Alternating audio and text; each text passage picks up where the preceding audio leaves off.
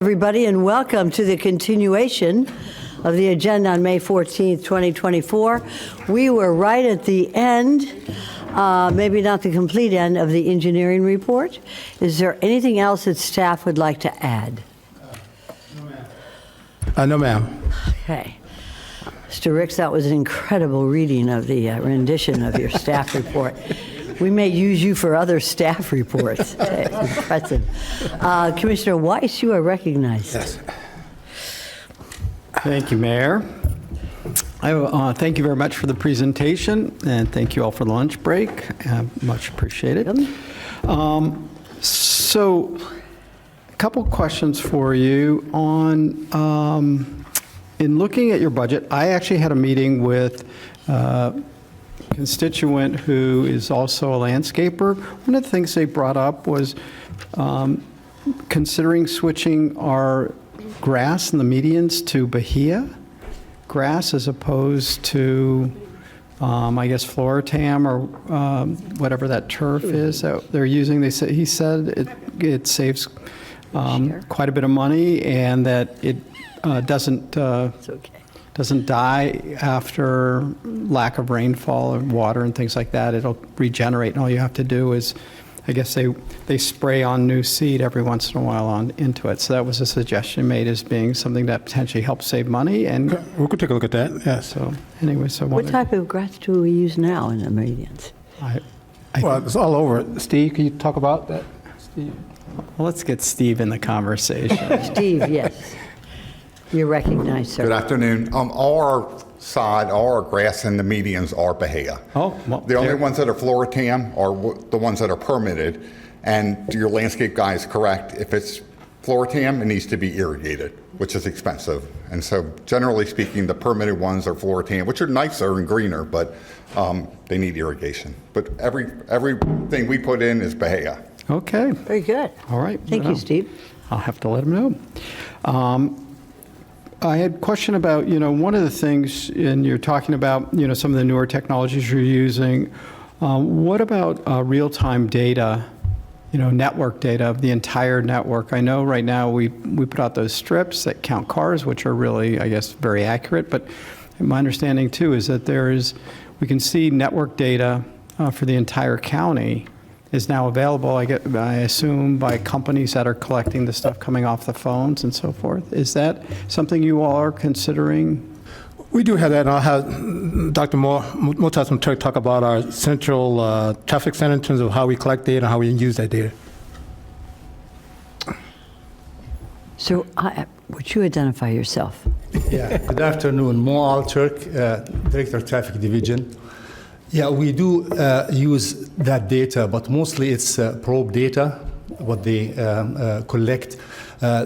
Each of those companies that harvest those data, like NREX and Streetlight and others, they rely on probe data, meaning that there are certain fleets, certain vehicles on the roads that have equipment that transmit the data to them, and they use that as a sample against the population, similar to the surveys and others. So we do use that, and actually there's more to that. Is Google itself has its Google Maps. Probably many of you are familiar with them.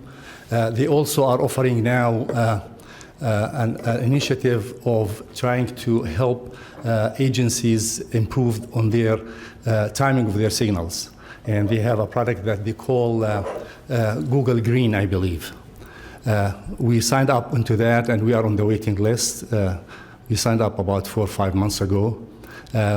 It promises few things that can help improve the signal timing, but we will still wait to see. The technology and the use of technology is evolving in improving traffic flows and management of traffic signals, and we are on top of it. All right. And then the other thing I noticed is we've had some projects, and maybe you've adjusted now, where we get the project started, but critical components are not available. We had thought, I guess, planned that they were going to be available, then they don't become available, and then the projects are sitting unattended or what appear to be unattended Right. because they're not able to be completed. Is there any thought to change policy and wait till, in fact, all the critical components are on site or at least relatively close by before proceeding to start a project?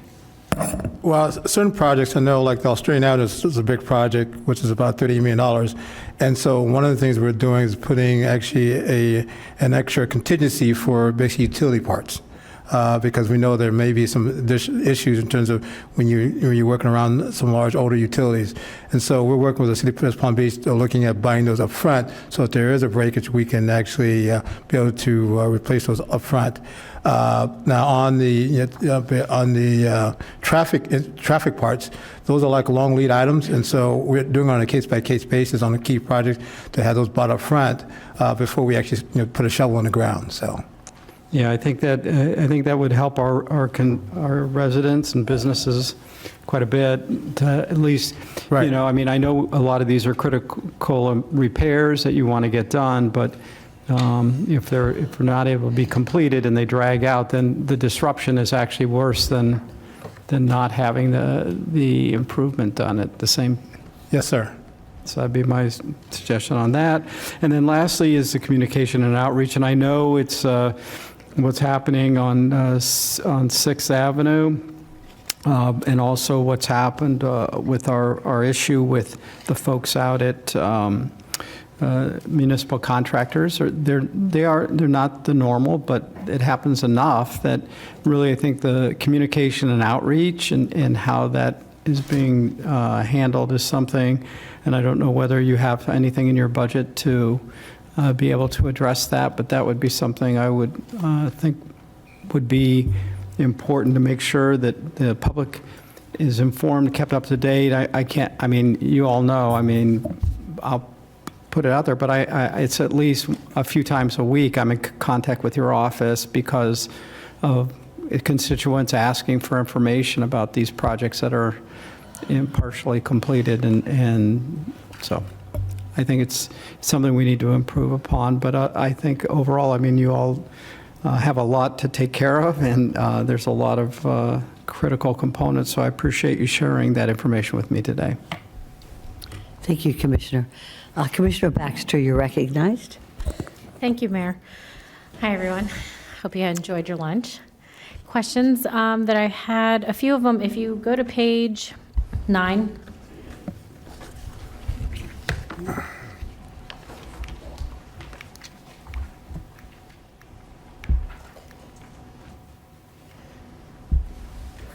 So I kind of love that we're putting more money towards our 5-year road program, so thank you for that. I do have a question. So it says roughly or estimated 38 million going towards the 5-year road program. Yes, ma'am. What was the total amount of gas tax collected?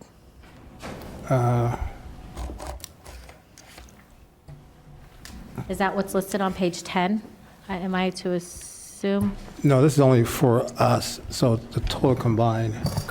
Correct. And Sherry can elaborate as well on that. So for 2025, our estimate of all of the gas taxes for engineering is 100% in the 5-year road program. So we're only. And then on number 9, I think it says 2024, but did we move all the gas taxes in the current year? I thought it was being done for 2025, so I think that year is wrong. That's really what it says estimated. That's the budget for 2025, and that's going into the 5-year road program. I thought that might be the case. Yeah.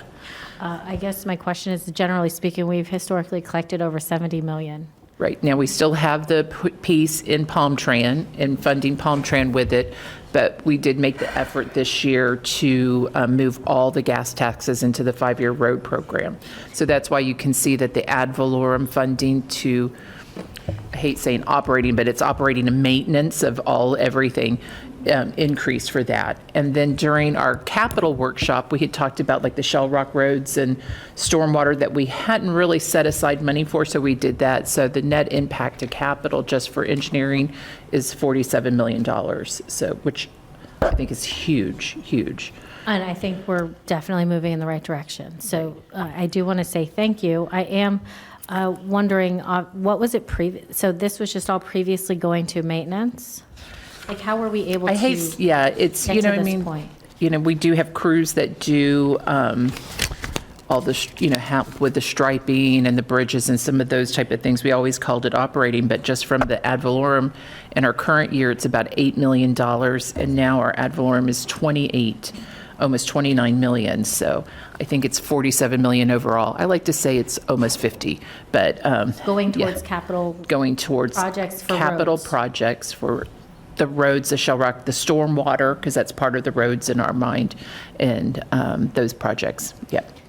And how does this directly affect timelines of our 5-year road program? Will it help them to come online faster?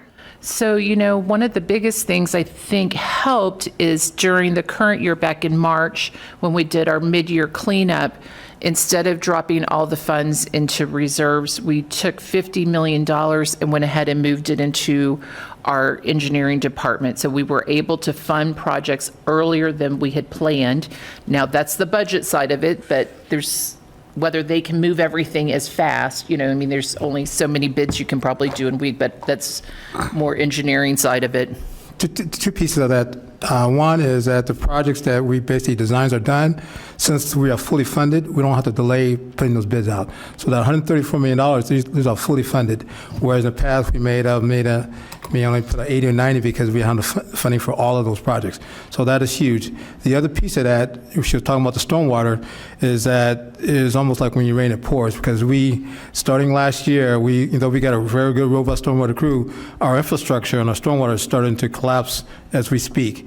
And so we had, like I said in my presentation, almost $3.5 million of what you call urgent stormwater projects. We had one on Pratt Whitney and in the Vice Mayor's area. We had a couple other ones that we started with a hole in the road, and then we started looking at it. Oh, this is huge, and it requires immediate funding. And in order to do that, we actually had to stop some of our major road projects in order to fund the emergency stuff. So I can't tell how huge this is in terms of helping our infrastructure move forward. On page 11, you have sort of a breakdown between pavement, guides, receivers, stormwater maintenance, Shell Rock roads. I guess these are capital improvement projects that make up roughly the 28 million. That's correct. And with how much we've seen that roads cost to do, it seems, how much further along are we getting is what I guess I'm trying to ask. Okay. Because if this is going to, which is great that we're doing, if you're considering stormwater improvements, but I'm trying to figure out how many roads are we actually improving? Okay, so this is, the two pieces of this is that we've got a 5-year road program, which is our major improvements.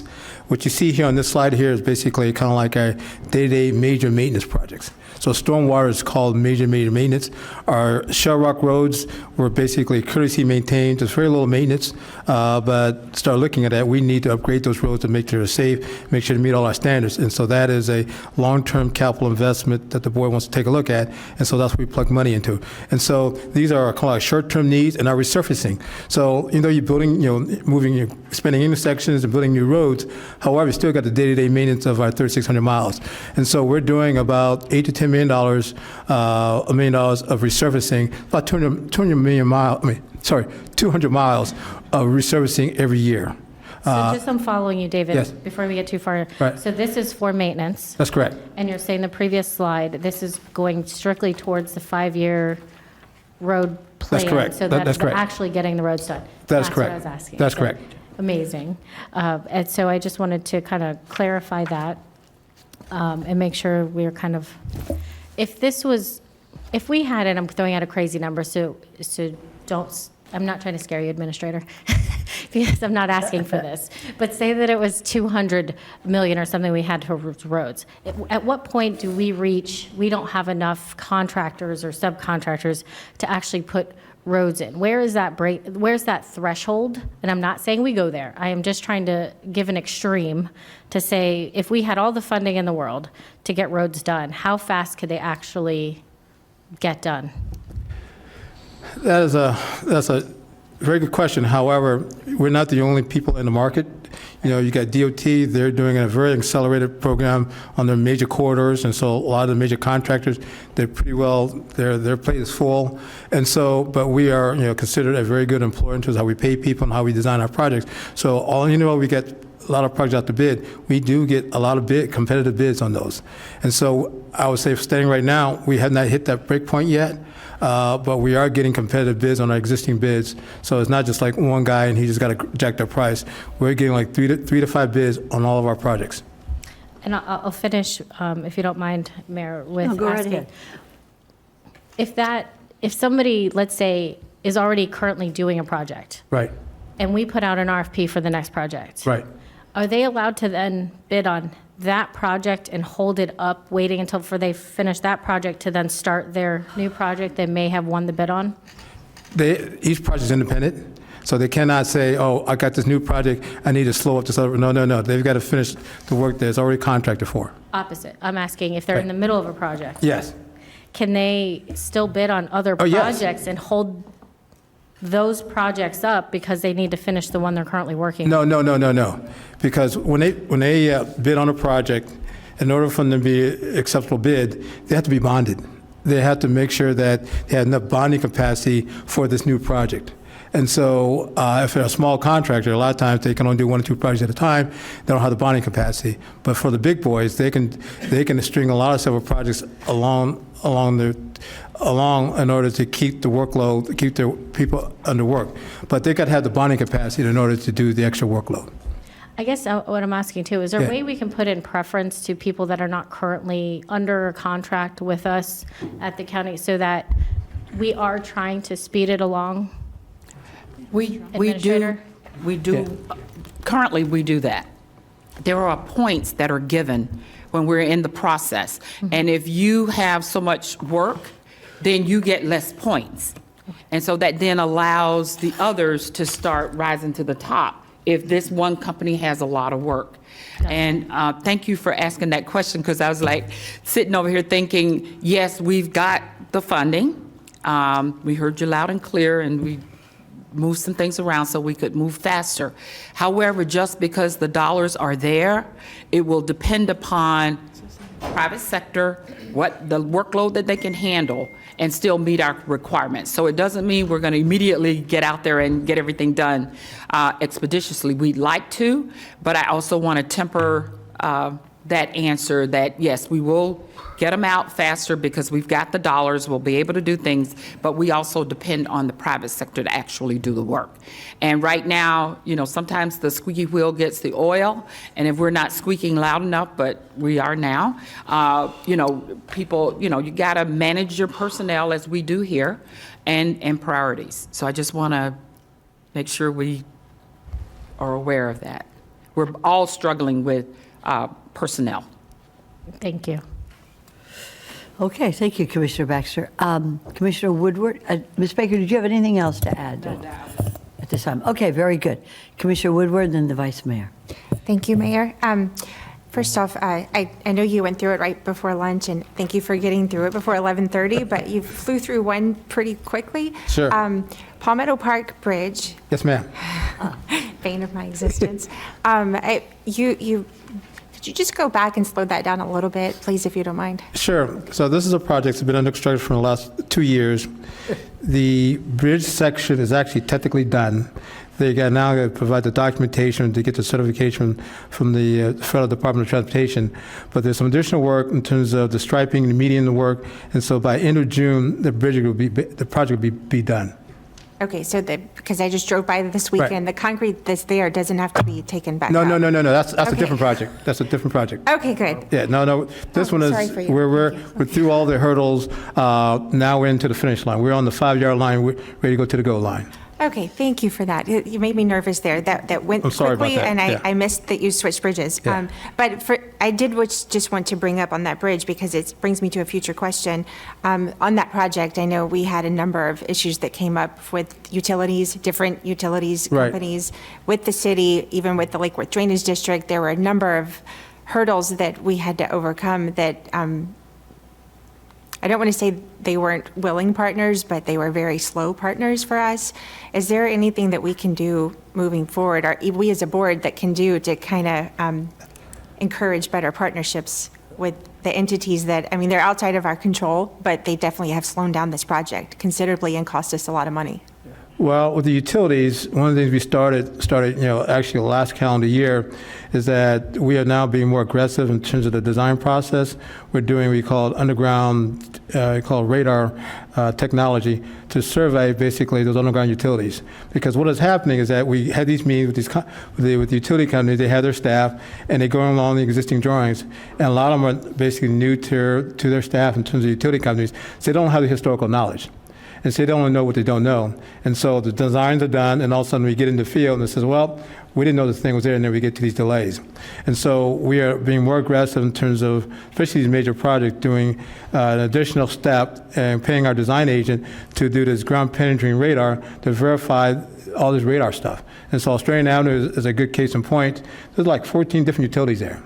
And so it took us an extra 3 or 4 months to do that radar, and I'm glad we did that because we found additional stuff.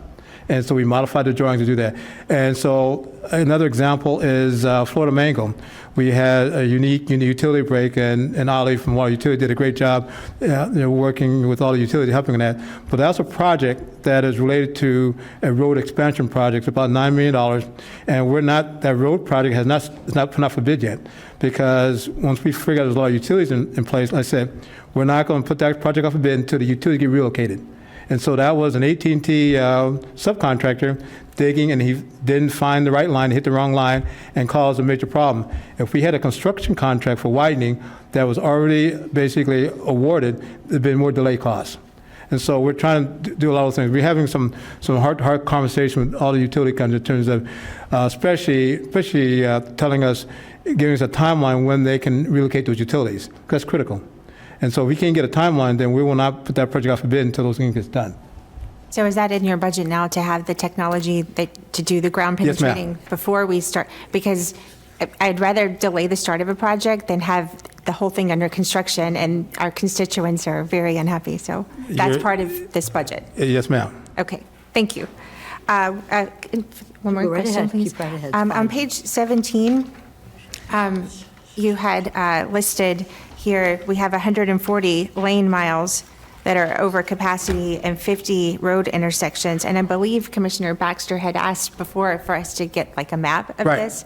I'd like to see that. Can you tell me how many of, this counts all of our roads and intersections, All of our major roads. which are also inside of municipalities That's sometimes correct. as well? That's correct. So is this something that we could get to see a map so Sure, we we'll can put have that a on a map. visual?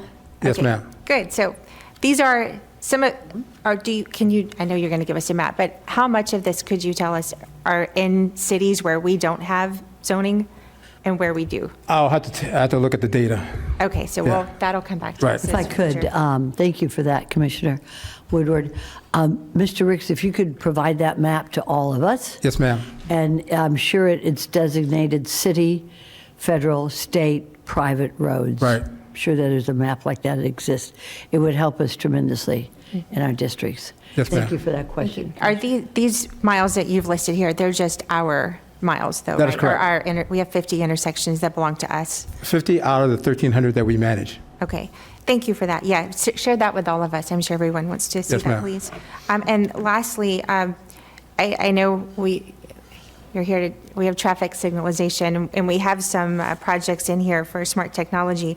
Can we discuss where we are on like really getting aggressive with our technology on traffic signalization? Because the ones that are on timers, how many of those do we have? Because I get stopped at traffic lights and there's no one coming, and how many different types of signals do we have that we I'll have operate? Mr. Mo talk about signals. Yes. Yes, this is Mo again. We have all of our major corridors are coordinated, meaning that those signals are in sync, should be in sync. So occasionally when you sit in traffic and you don't see anybody coming, sometimes it is a field detection, could be a reason for it, or other times it's going to be a pedestrian pushing a button to cross a wide road. We cannot account for and provide time for pedestrians to cross at 3.5 feet per second. A road like Okeechobee Boulevard at 8 lanes, when that happens, it disrupts the coordination along the corridor. And you would see that you would be sitting and you will have to stop multiple times along those corridors.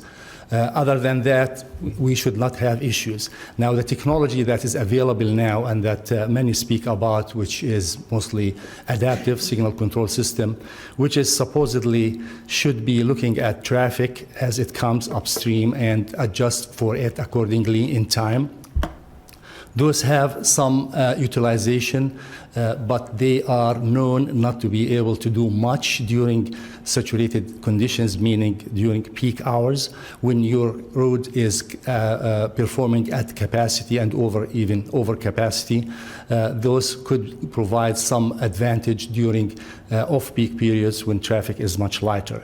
There are some experiences statewide and nationally with those technologies, and there are some mixed, experiences with them.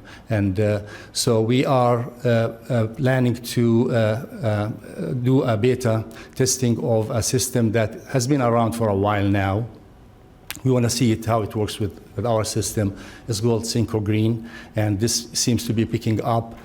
In Broward County, they are planning on installing several corridors of that. And in Boca Raton, they have one corridor, and they are now planning on also deploying 2 more corridors.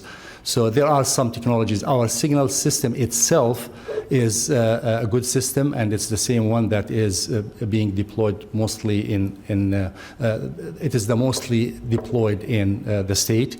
And we are working on upgrading it with the new controllers that they came up with. They call them Commander, the adaptive signal control systems. We have a project on, as we said earlier, on Hood Road. And also there's another one that we are gearing up to deploy on Okeechobee Boulevard. We got appropriations from the state for $2.7 million, and we are going to be working on deploying another system on Okeechobee Boulevard with hopes that it will improve on what we have now. But again, as I said, no matter how good the system is, it is made up of components, equipment, etc. And sometimes those equipment can fail, and we need to react to them, and that's why we have the maintenance crews. And also some inherent, challenges, as I said, when you have pedestrians pushing the button to cross a major roadway that, would put the synchronization off for a period of time. Okay, well, because I know you had told me, I guess we did a pilot maybe 10 years ago with some of this technology that didn't go well, but 10 years in technology is like a century. So I hope you're being aggressive and looking at other places that are using this. I'm not saying we have to be the first, but it's got to be better than it is. I spend an inordinate amount of time stopped at traffic lights with no cars coming, and I pay attention more than I ever did just because I sit in traffic more than I ever have. Yep. But we have to move forward with technology for this, because absolutely. and even I was told if emergencies coming through rescue and they have the transponders, I guess, that can do it, they can reset the timing also. Yes. So pedestrians can reset it. There's a number of things that will mess up your plan that happen every single day. So the plan is rarely actually happening as it should for people sitting in their cars. Yeah, actually, this emergency preemption is a project that we are working on now, and it was part of the presentation that David gave. We have both the TSP, which is the transit signal priority for the Palm Tran, and that will be followed by the EVP, which is the emergency vehicle preemption for fire rescue. They are both are planned now, or are in the procurement process, and we should be receiving proposals by May 16th, I believe. But it will also disrupt the signalization the same way a pedestrian would. It will, but that's why we have for the Palm Tran, we have priority rather than preemption. But for emergency, we have preemption. For emergency, they just stop everybody else and they give them a green light and or help them with the buses. We prioritize them, so we allow them. We try to help them without severely disrupting the flow of traffic for the rest of the drivers. Okay, that's all my questions. Thank you. I just want to follow up on what the commissioner said, and that is, are we not negotiating with Israel for this technology of keeping the lights programmed for traffic, so that if Commissioner Woodward is sitting at a red light and there's no traffic around at all, I'm sure she would stay right at that red light and not move, that it would turn green because it knows that there's no traffic in that intersection. Aren't we about to finish that contract? Yeah, actually, what happens with most of the times when we resurface roads, we lose detection. The loops that in the So we already area- have the technology. Yeah, we have. We have that. The adaptive, you're talking about the adaptive signals. We do not have it now. We are going to be installing it on Hood Road. We are working on it now on a limited corridor. And we also are planning on installing it on Okeechobee Boulevard between I-95 and Flagler Drive. When we get the money, we are waiting on the appropriate. So that's part of our budget to purchase that?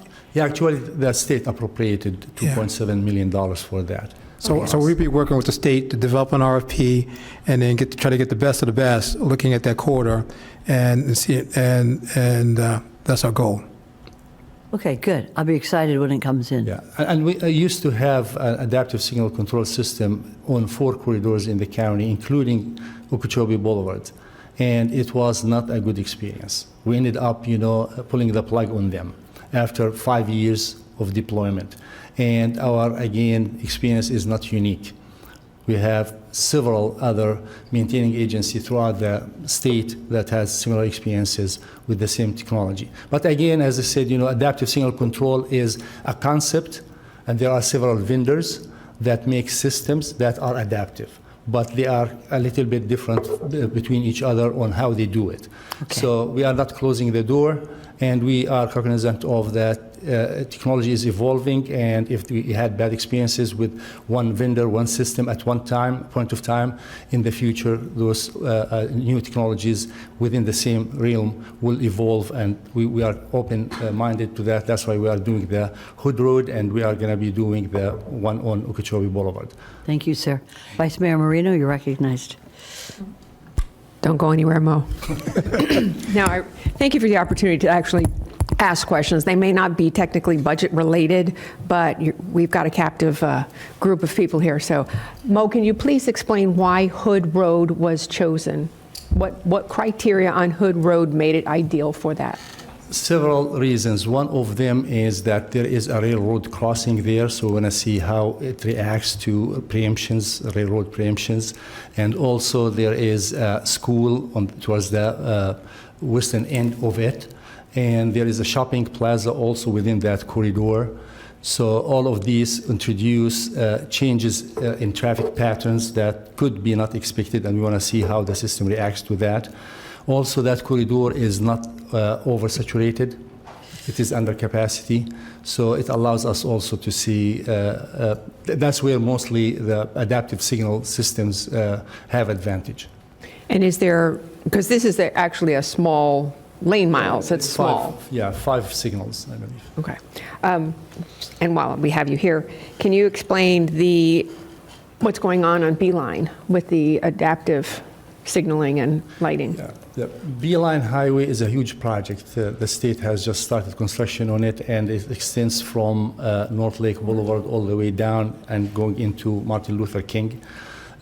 So at the outset of it, they are going to be rebuilding the intersection of Beeline and North Lake Boulevard with a new design concept that we are not used to. They call it partial continuous flow, where they allow the heavy movement, the northbound left turn to go west, to be separated in advance of the main intersection. So they switch traffic to the other side of the road in advance. So they are going to be building that one first. They will be widening Beeline Highway all the way, and towards the end of it at MLK, from, I believe, Military Trail to US 1, about 8 signals. Within that short corridor, they are going to be also playing with or testing new technologies for traffic, including adaptive, and they may choose a different vendor than the ones that we are experimenting with or planning to deploy at Hood Road, and also with some other forms of detection, pedestrian detection, and bicycle warning devices, and also even they want to do some sort of freight priority systems within that corridor. Thank you, because I know there's a lot of discussion about Beeline and all of the other roads that connect to it, so I appreciate that. So, coastal residential exceptions on TPS. I know that's not part of the budget, but I got that question this week, and it was, like, let's build east and not build west, and it's okay if we're over capacity. Can anybody explain that to me? Patrick, you look like you wanted to jump all over this question. Not so much that I wanted to, but you got the planner in the group, so. Concept that evolved, I think it was going back to the 90s. Some of you might remember the term Eastward Ho, redevelop our coastal communities, et cetera. The concept was to try and stimulate residential development in the coastal area, to not hold new residential projects to the, at the time, strict concurrency standards that did exist. Those standards don't exist today. So the value of that exception is probably not the same as it might have used to be, but it was an incentive to encourage coastal cities to develop more residential projects. So as we go up and down Route 1, whatever they call it here, and we're building units that are tall, like in Lake Park, and furthering down on US 1, do they not have to meet traffic standards? They paid impact fees. They did not have to meet it in the strict concurrency standards of having capacity in place at the time they came through. Obviously, again, that changed in 2011, but at the time they were exempted from some of those strict TPS standards. Is there something we need to do about better defining this in our TPS?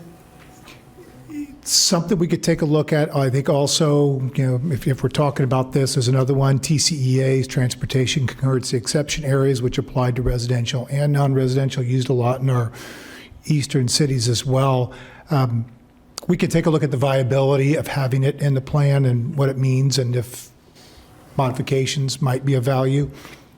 Because we've all heard that, well, if the road is already failing, go ahead and give the permits out. So how do we get an explanation for that? The short answer to that is, if the road is failing, we have no means to say no, because concurrency does not exist.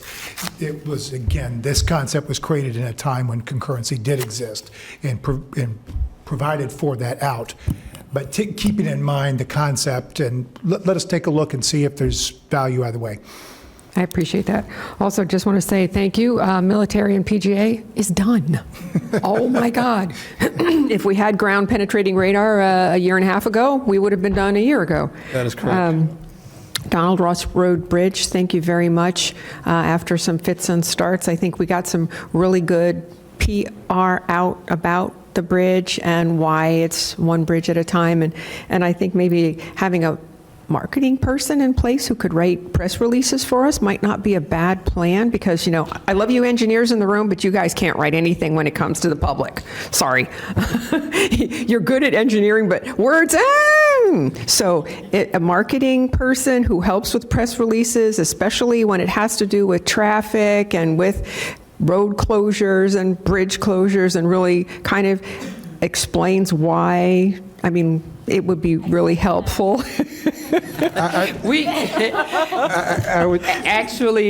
heard your messages a while back. Actually, we have someone over in engineering department that they swiped from public affairs, and she's working on that. Yeah. I am also working on transferring one of our vacancies over to public affairs, working between administration and public affairs to help coordinate and make sure we're getting the word out, because again, we got new people moving into the county. We have new commissioners on board. We need to do a better job at communicating and making sure the public, you also know what we're doing, because we're doing a lot. This board is doing a lot, and we need to make sure that that information gets out. But getting the information out is good, but getting the information out in a complete, understandable manner is much more important. Yes, ma'am. Okay. All right. Cato's Bridge, I see that's on your list. That's Cato's Bridge, for anybody that doesn't know. That was where the big sign said, please do not raft up and hook up to this bridge, and somebody did, and the bridge went down. There were 7 signs. There's 7 signs, the impetus for the cameras. I do appreciate that. And with that, I think my questions have been answered. Thank you all for being here. I know we're talking budgets, but I think when we have an opportunity to ask a question, because I know that if I have the question, I'm guessing some of my other commissioners might have the question too, so we get it all answered at once. Thank you.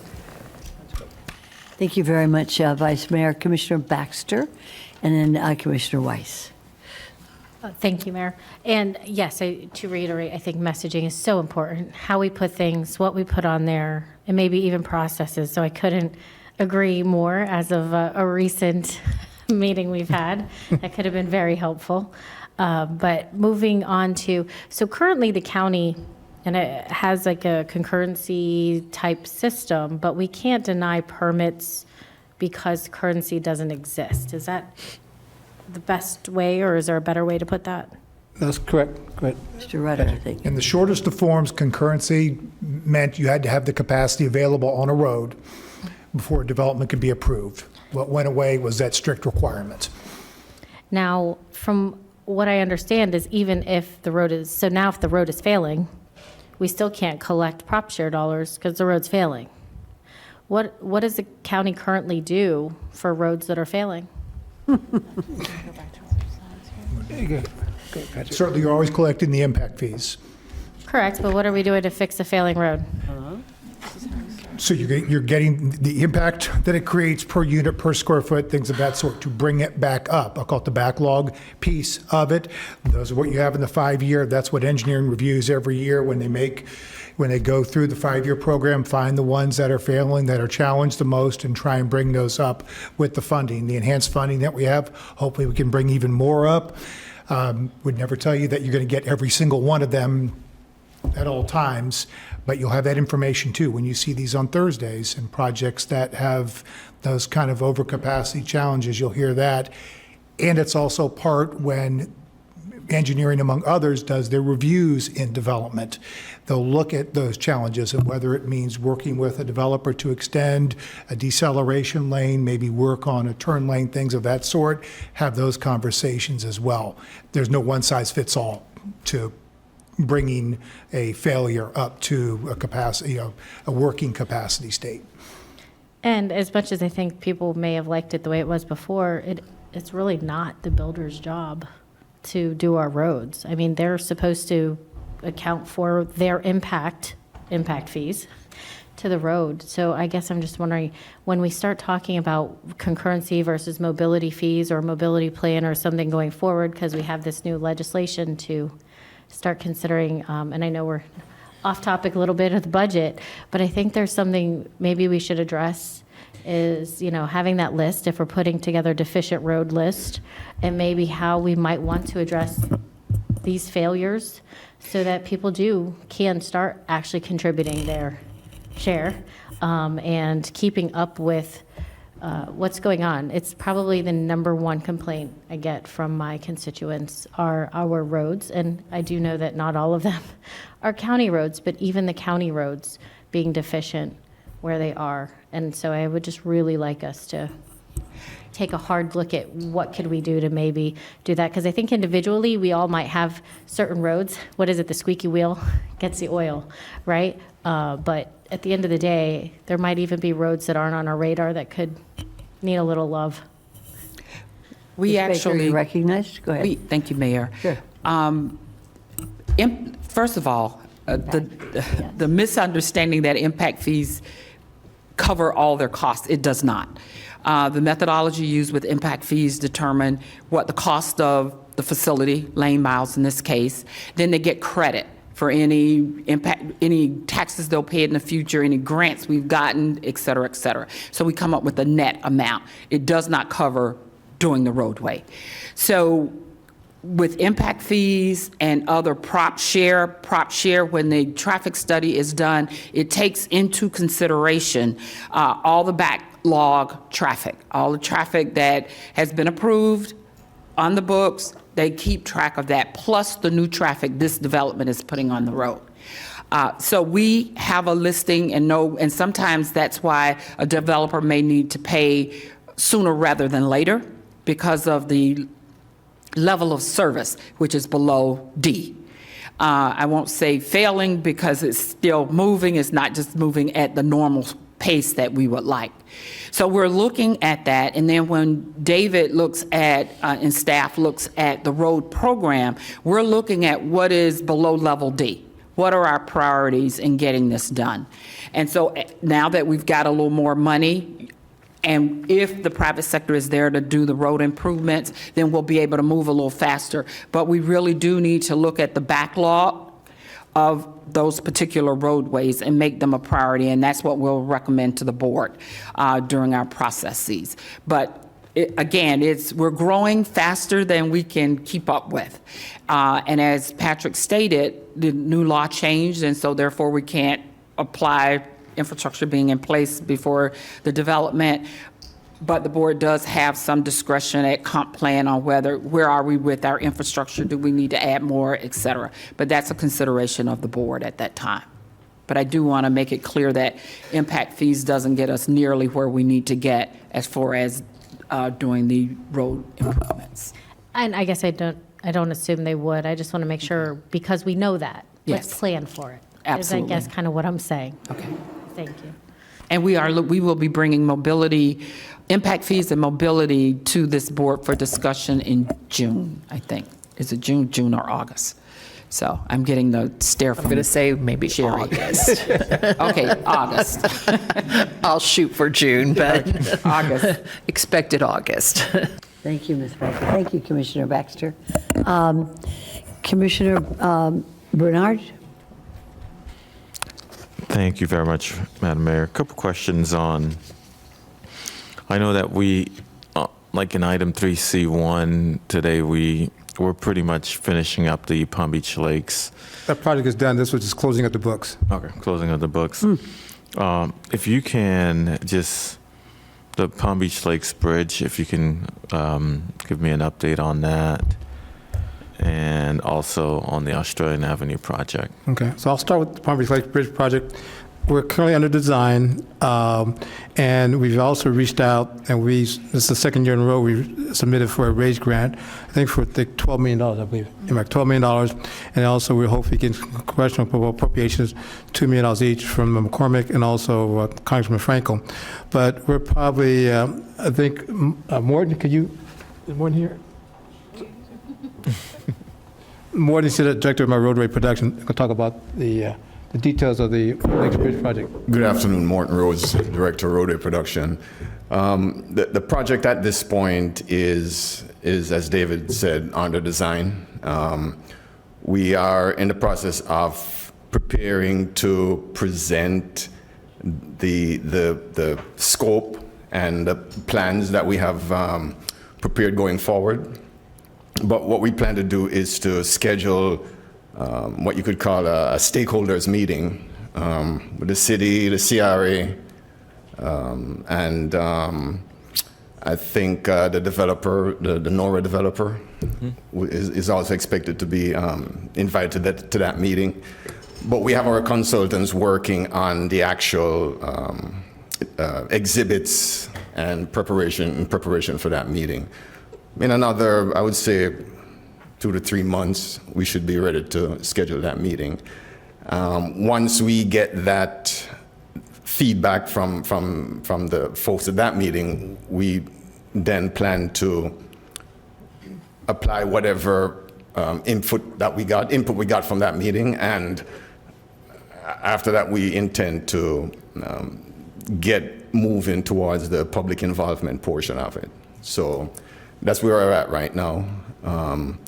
what was the other issue? Well, Australian Avenue, I can talk about that one. Okay. So Australian Avenue, as you know, Commissioner, we've had multiple public meetings. Thank you for your support and input to those public meetings. The design, basically, we're done design. We're ready to put out for bid probably in a couple weeks. Hope the bids will be open by end of June, early July. And then after we present, assuming that we get a verified good contract and a little bid, then we'll expect to submit that to the board in September, October, and then starting construction 3 to 4 months after that point. Okay, thank you. I just want to add, since we've had the issue with the Australian Avenue project with the stakeholders, Right. As we're doing the Palm Beach Lakes Bridge, let's try to meet with the stakeholders early. Yes, ma'am. Yes, sir. So Yes, we sir. don't end up in the same situation Yes, sir. where that's I would recommend that. Let's try to do the stakeholders early. Yes, sir. I appreciate that. Thank you. Thank you, Commissioner Bernard. Commissioner Weiss and then Commissioner Woodward. Thank you, Mayor. Just as we're wrapping up, a couple things. We've all been talking about technology and so forth. I just can't emphasize enough, we've got to be doing things differently. We can't do the same things. The world has changed around us, and we've got to do things differently. And technology plays a role in that. It's not the only answer, but it's a part of the answer and a part of the solution. I think this idea of having network information is going to be critical.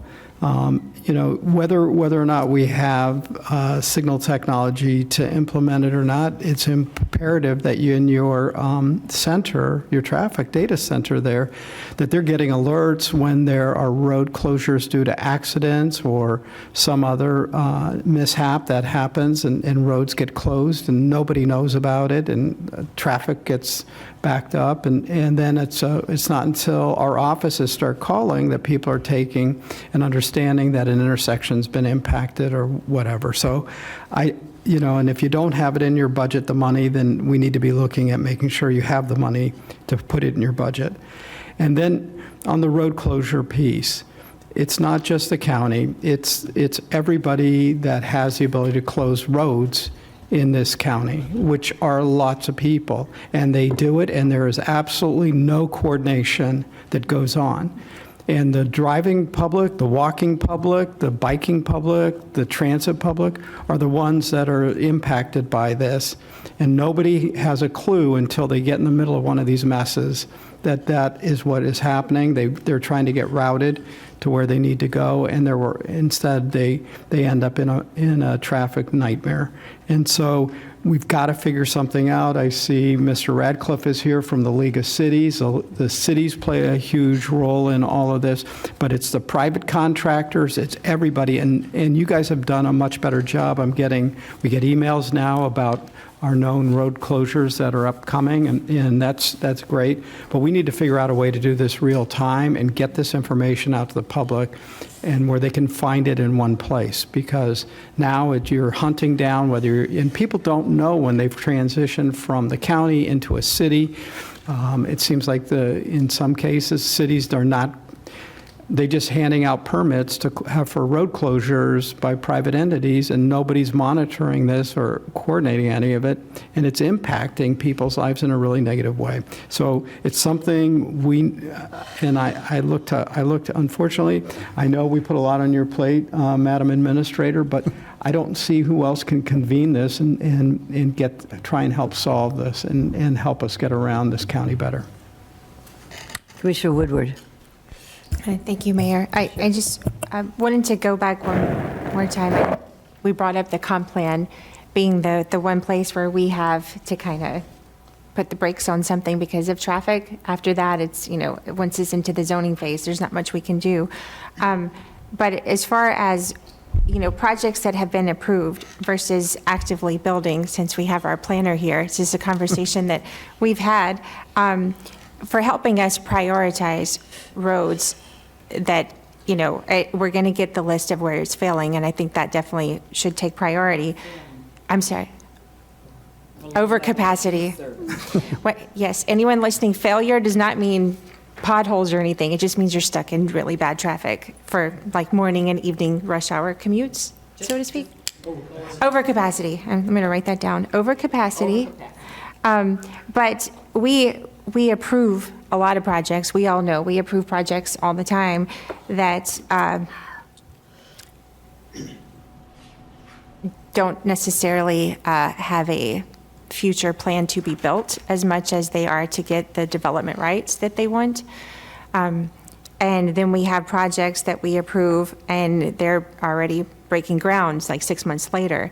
So for us to have a better idea, I know that you have to do traffic studies for what's been approved, but could we get a better understanding of, that there's a lot of projects that have been approved that have been sitting there for years and they're going to continue to sit there until whatever, they sell to someone.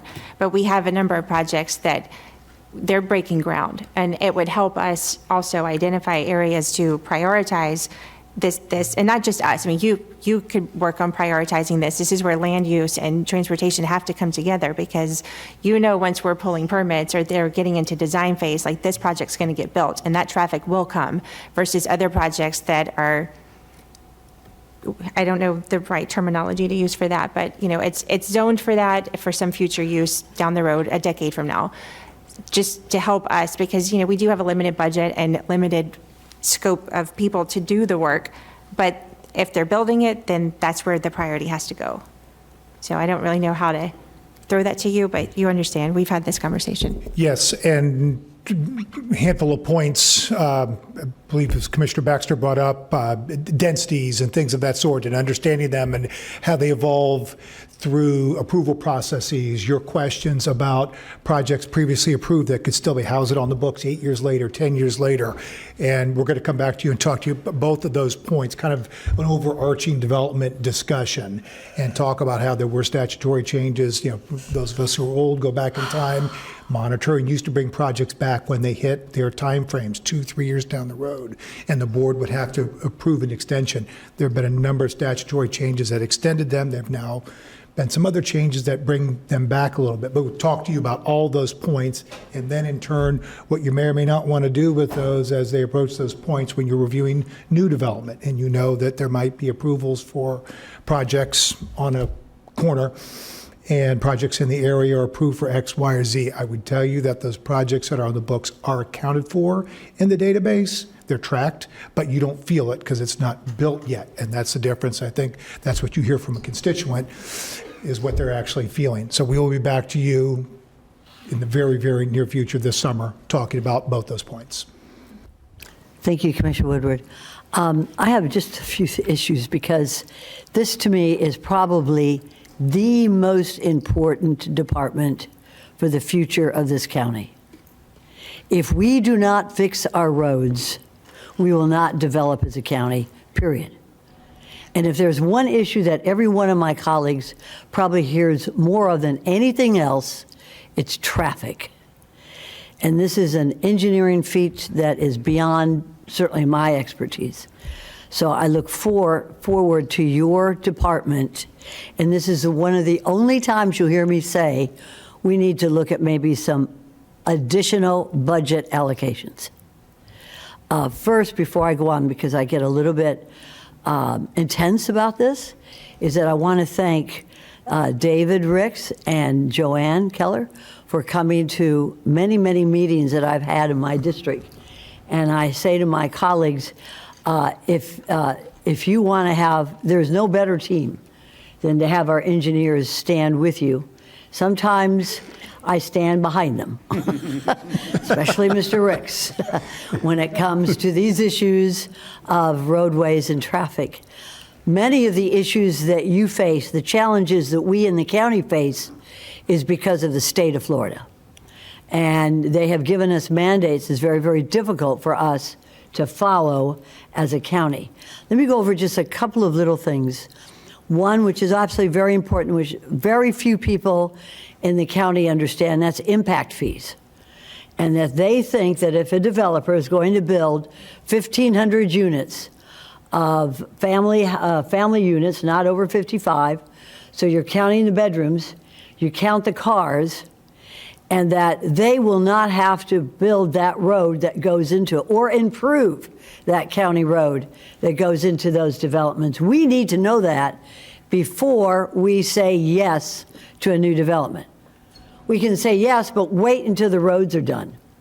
And I have that little saying, not a shovel hits the ground till the infrastructure is in place. Because we cannot afford as a county to continue to have developers build units. Beautiful units are fine, we need them, but we need to be able to have the infrastructure in place. So, in that regard, what I do is I just say no until the infrastructure is in.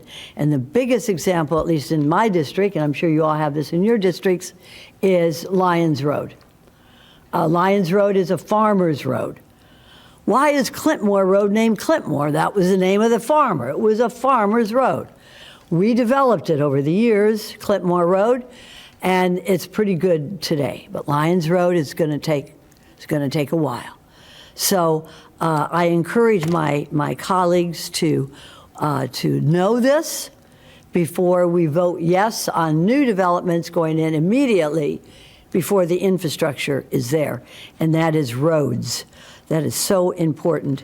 Also, we need to understand that to do or to expand a farmer's road, it takes a lot. And I know, Commissioner Baxter has the same issues, because these are county roads or agricultural areas, that they didn't always have all the permits to put in when they built these roads many, many years ago. I'm not faulting them, and I'm not faulting the commission who allowed those roads to be built, but that's the reality that we're facing. So we need to be very careful. We also, and I'm looking at you as a challenge, Mr. Ricks, many of the developers that come before us, many of the applications that come before us as a board do not have a county engineering report on the roads, on the traffic. And as an attorney, I'd have my own expert. Well, they bring their own road experts in and says, it's not going to affect the traffic. We are county. We should put the money into having a traffic report from the county as to a new development before we give that development a yes to develop immediately. I want to make sure, and if it takes money, let's take a look at it. I want to make sure we have a county engineering report for every development that comes before us for approval. Another issue is, where does our jurisdiction end and the cities begin? And city streets, state streets, federal highways, private roads, how much are we having to pay for on this whole 1.5 million residents?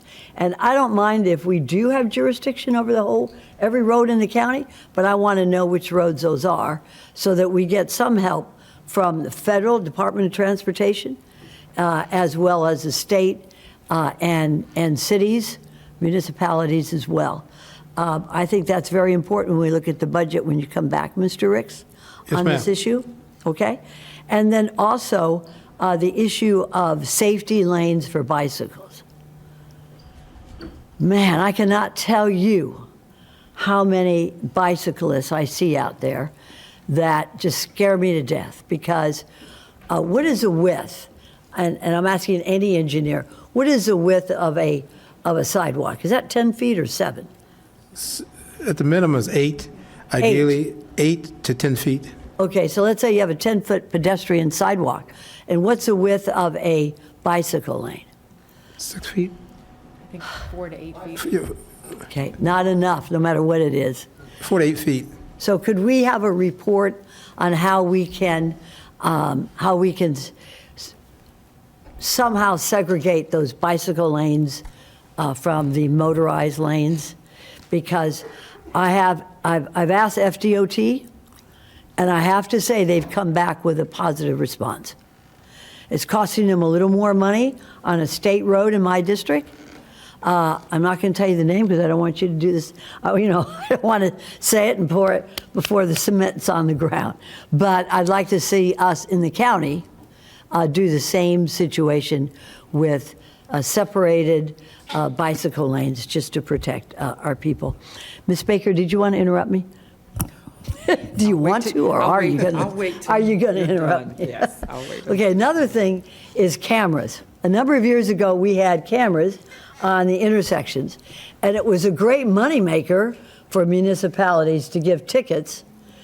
Maybe the county, I don't know, but I know municipalities made a lot of money on giving tickets to those motorists who broke the law. And their proof, their evidence, was the picture on the camera that they took. But now that's illegal, you can't do it anymore. Do we have security cameras that we use, Mr. Ricks, on our large intersections? We have traffic cameras. And What is a traffic camera? basically, it shows the whole framework, the whole intersection, and the traffic staff use that to basically manage the traffic. This lifetime data is not recorded, but all of our major intersections has traffic cameras at the four corners. Bolstering Commissioner Weiss's Right. discussion Right. on technology, do we use that feedback from these cameras to determine if there is a accident ahead, or if there's a closure, or if there's an emergency ahead on the roads? We do, and I'll have Mo talk about that, uses traffic cameras. Okay, so we do use that. Yes, ma'am. Okay, good. That's fine, Mo. That's fine. That's fine. It's okay. As long as we use that so that, you know, those big, I don't know, digital signs Right. on I-95 and things, is traffic ahead, or, Right. you know, and in our Googles, we get like, be careful, there's a cop ahead, you know, slow down and stuff like that. We do have that capacity, that technology. Yes, ma'am. Okay, so, and we use it? Yes, ma'am, we do. Okay, very good. Okay, that's about it right now. I just think that your department is very, very important, and that we cannot develop as a county without your department having enough funds to make sure that we stay ahead of all the development. Thank you. Ms. Baker, you're recognized. Don't give them too many ideas on all the funds. They're not there.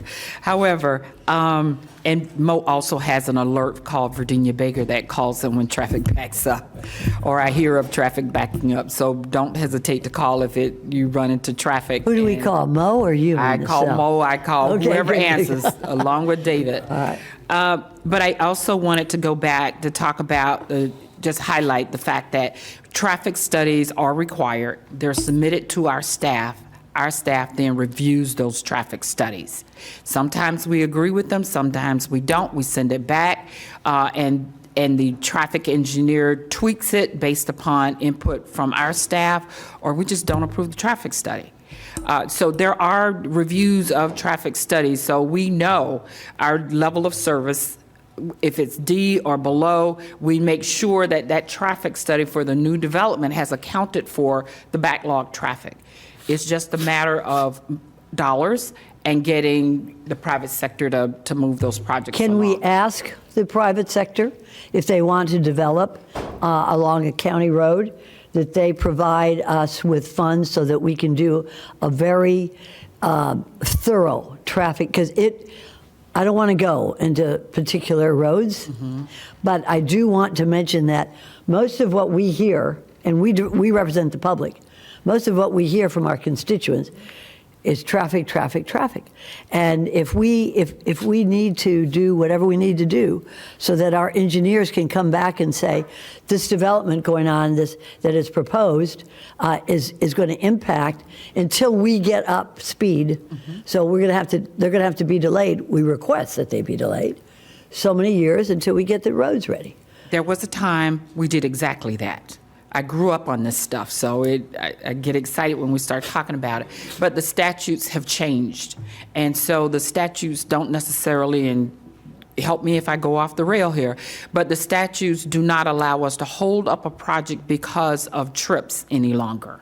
The statute also, if the developer volunteers to do it, we can give them impact fee credit for it. But if they don't agree to do it, then we can't we can't phase their projects. We used to phase projects, but we, by law, can no longer do so. I don't want to get into a long discussion on this, but I do know that before a developer comes to us, there's certain boxes they have to click off. And one of them has to do with traffic. And I'll be darned that if a developer can come before the Board of County Commissioners, and we know that that development is going to negatively impact traffic so that it's almost unsafe because we cannot develop that road quickly enough, we need to review that, Ms. Baker. We need, because there is nothing more important than to put people in a development. And they don't know that. They count on us to provide for them fire, and I know that's one of the boxes, EMS, law enforcement. But if we can't provide for them a safe roadway, then I think we need to review that box and the way that we apply this. I'm not looking at you, Ms. Kaufman. She's, go ahead. Go ahead, Ms. I was going to say, we need. Light's still on. Go ahead. No, we do need to do a little bit of investigating. I do, because I'm not a land use pro like some of the people in my office. But, you know, comprehensive plan level is the most appropriate place to say no to proposed development. And we know when they're making those changes where this is going. But I think we need to look at how we can analyze traffic at that level. So I think that's something we can certainly look at. Thank you, Ms. Kaufman. I appreciate it. Commissioner Barnett. Thank you, Ms. Baker. Oh, I'm sorry, Commissioner Baxter. Either one of you? I didn't see who put the light on first. Thank you, Thank Mayor. you, Commissioner Baxter. We have asked to pull a list and have a map of all the deficient roads. So we should have access to that. I'm sure it'll need to be updated occasionally. But to the point of, I think where the mayor, and correct me if I'm wrong, was going with this, we don't necessarily have to approve increased density. So if we know the road is super deficient, there's no requirement of us to approve, because they have certain land use zoning in place already that says you can build 1 unit per 10 acres, 1 unit per 5 acres. Where we have the ability is to say, we're not going to allow you to build 10 units per acre because of the deficiencies. Is that how I understand it? Stated another way, in comprehensive plan world where you have legislative discretion and you are increasing the density or intensity, your powers are much different than they are in zoning world where they would be utilizing that 5 to the acre or 10 to the acre, which in comp plan world they would be asking to change to. Zoning world, quasi-judicial, different beast. When you're doing comp plan, you do have a lot more discretion. I do want to point out, we have a provision, it's a Palm Beach County provision, it's not a statutory beast, 3.5D, and we've had a couple instances this board has been presented with that issue, and that is where a comprehensive plan, changing that 1 to 10 to 3 to the acre, 5 to the acre, would create a long-range traffic over capacity issue in the long-range traffic planning world. And this board would have to consider an exception if they were doing that. But the comprehensive plan world, you have much wider discretion and a much greater ability to say no or limit down projects when they come before you via condition. And I think right now with our past presentation, we have 1,100 or potentially after negotiations, 1,100 new units coming on for workforce and affordable housing.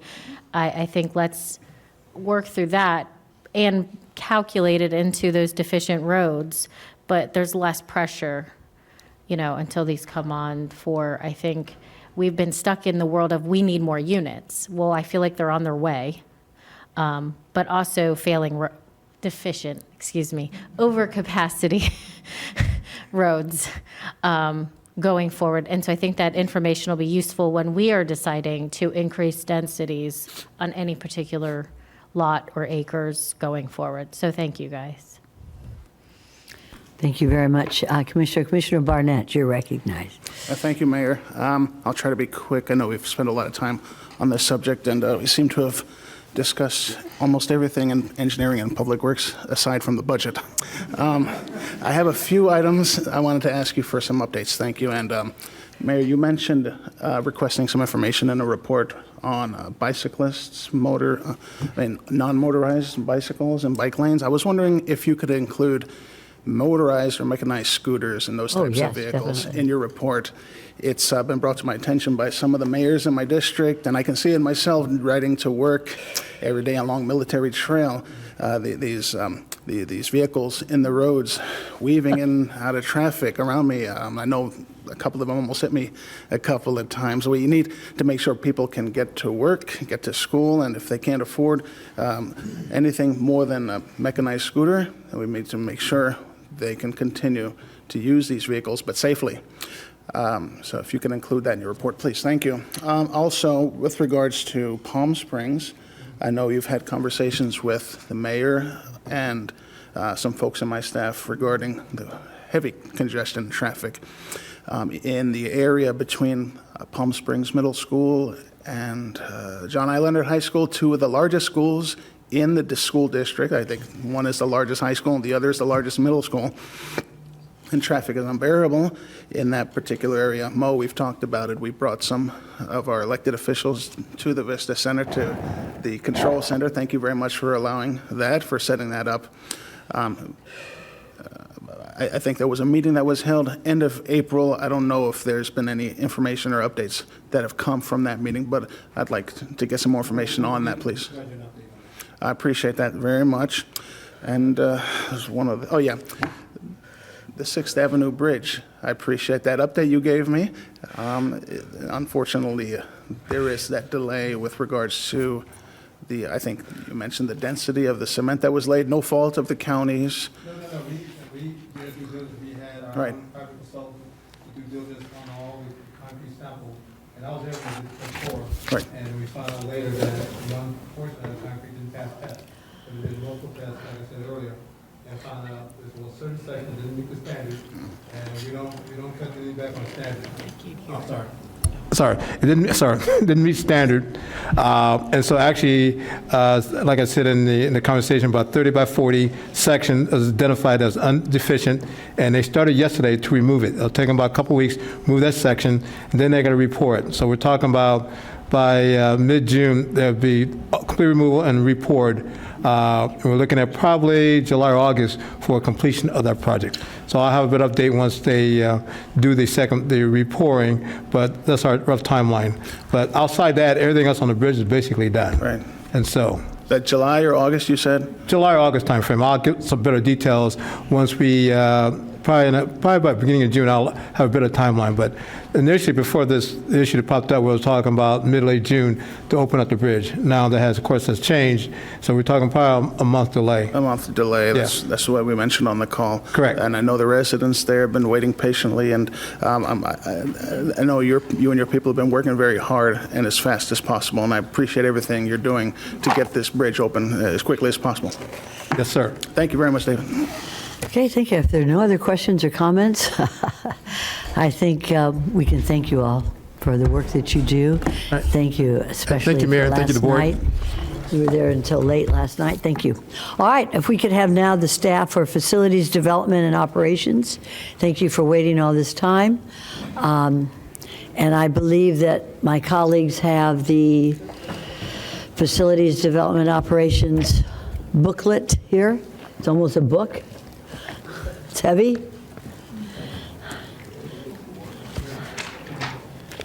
And we'll be ready to proceed as soon as you take your seats. Okay. Would anybody like a break about 3 o'clock? Bathroom break or anything? 3 o'clock? Want to do it now? Let's do it now. While you're relaxing, we're going to take a break until, is 3:05 okay? Huh? 3:05? Little doggy saying yes. Okay, this will be in recess until 3:05. Thank you.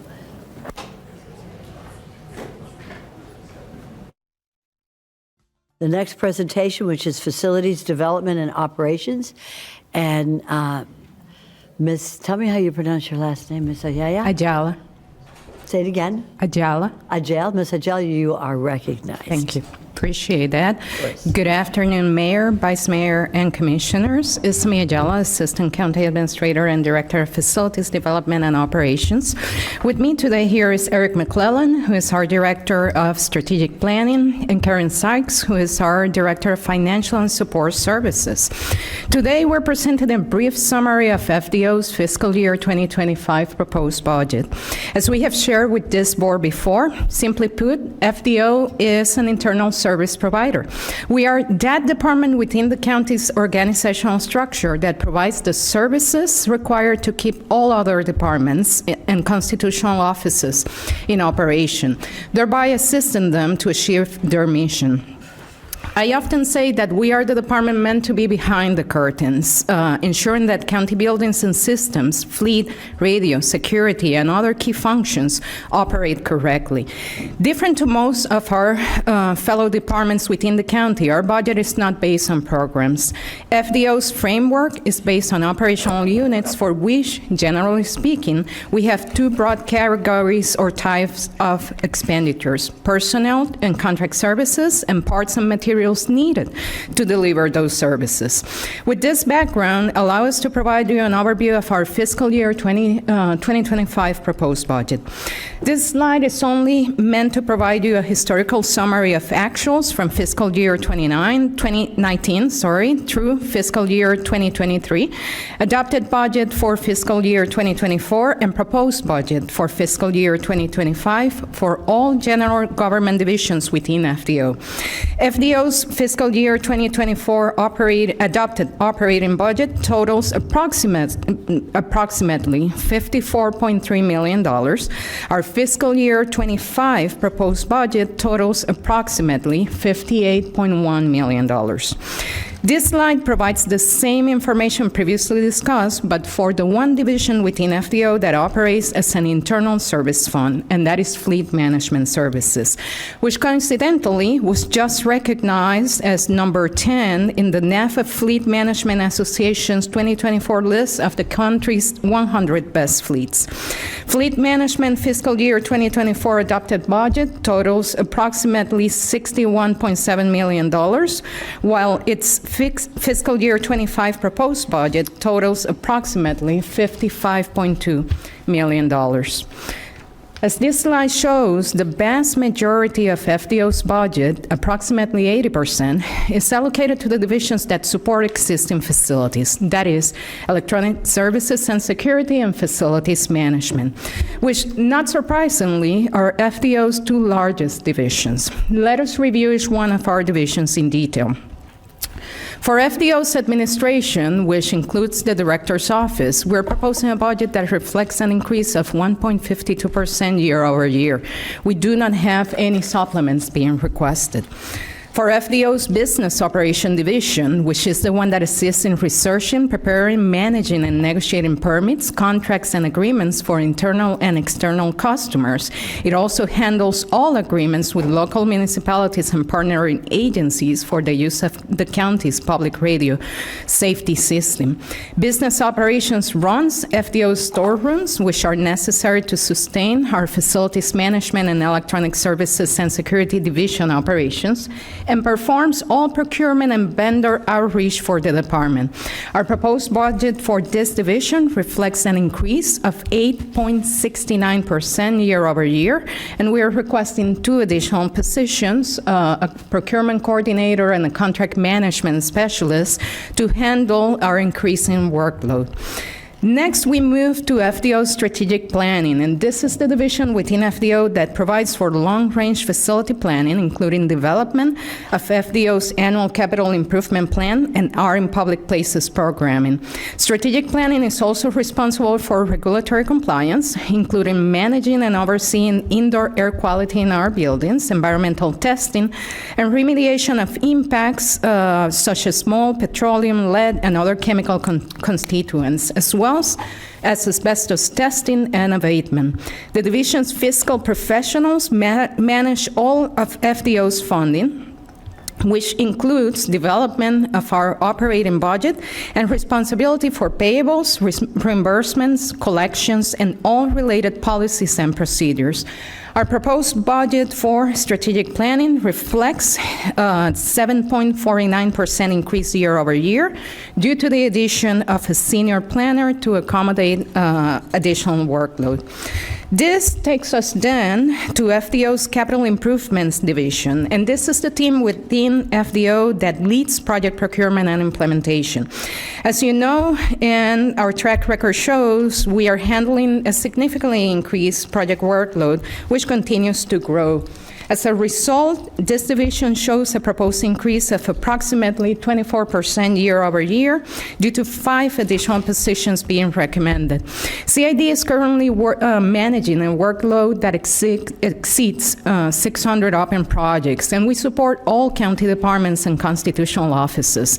This is an all-time high, and we foresee that it will continue to increase into the future. Therefore, we are requesting 5 additional positions to allow us to continue carrying that workload.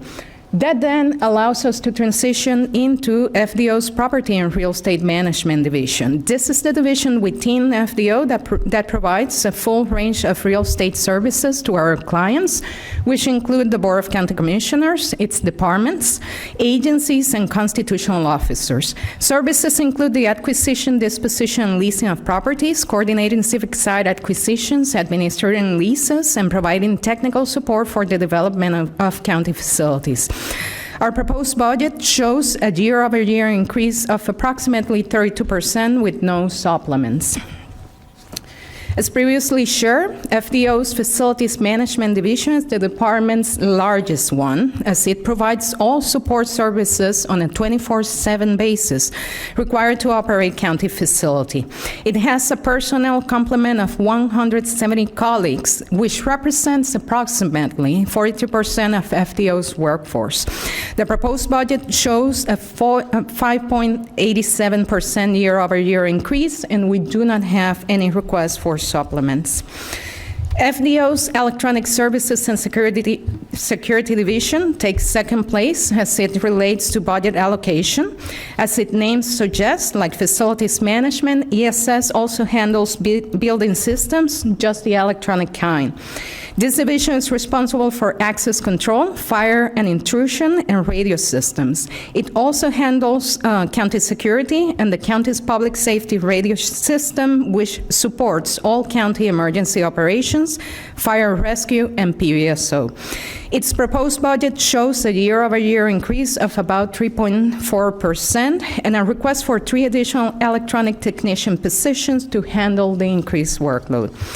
Last but not least, certainly, is FDO's Fleet Management Division, which operates as an internal services fund and oversees the county's fleet and fuel services. It operates, it operates 3 shops, light, heavy, and specialized vehicles, and runs 2 regional shops at the South County and Pahokee. It also manages 15 fuel sites that are used by county departments, PBSO, constitutional offices, and fire rescue. Fleet's proposed budget shows a decrease of 10.5% year over year, and a request for 2 additional positions to assist with service delivery. Please note that in reviewing the presentation after it was distributed, we noticed that the title of the positions is incorrect. It should read Fleet Service Assistant. On a closing note, we thought it will be beneficial to provide this board a high-level overview of our historical capital budget and our proposed fiscal year 2025 proposed budget, along with an overview of the 5-year CIP.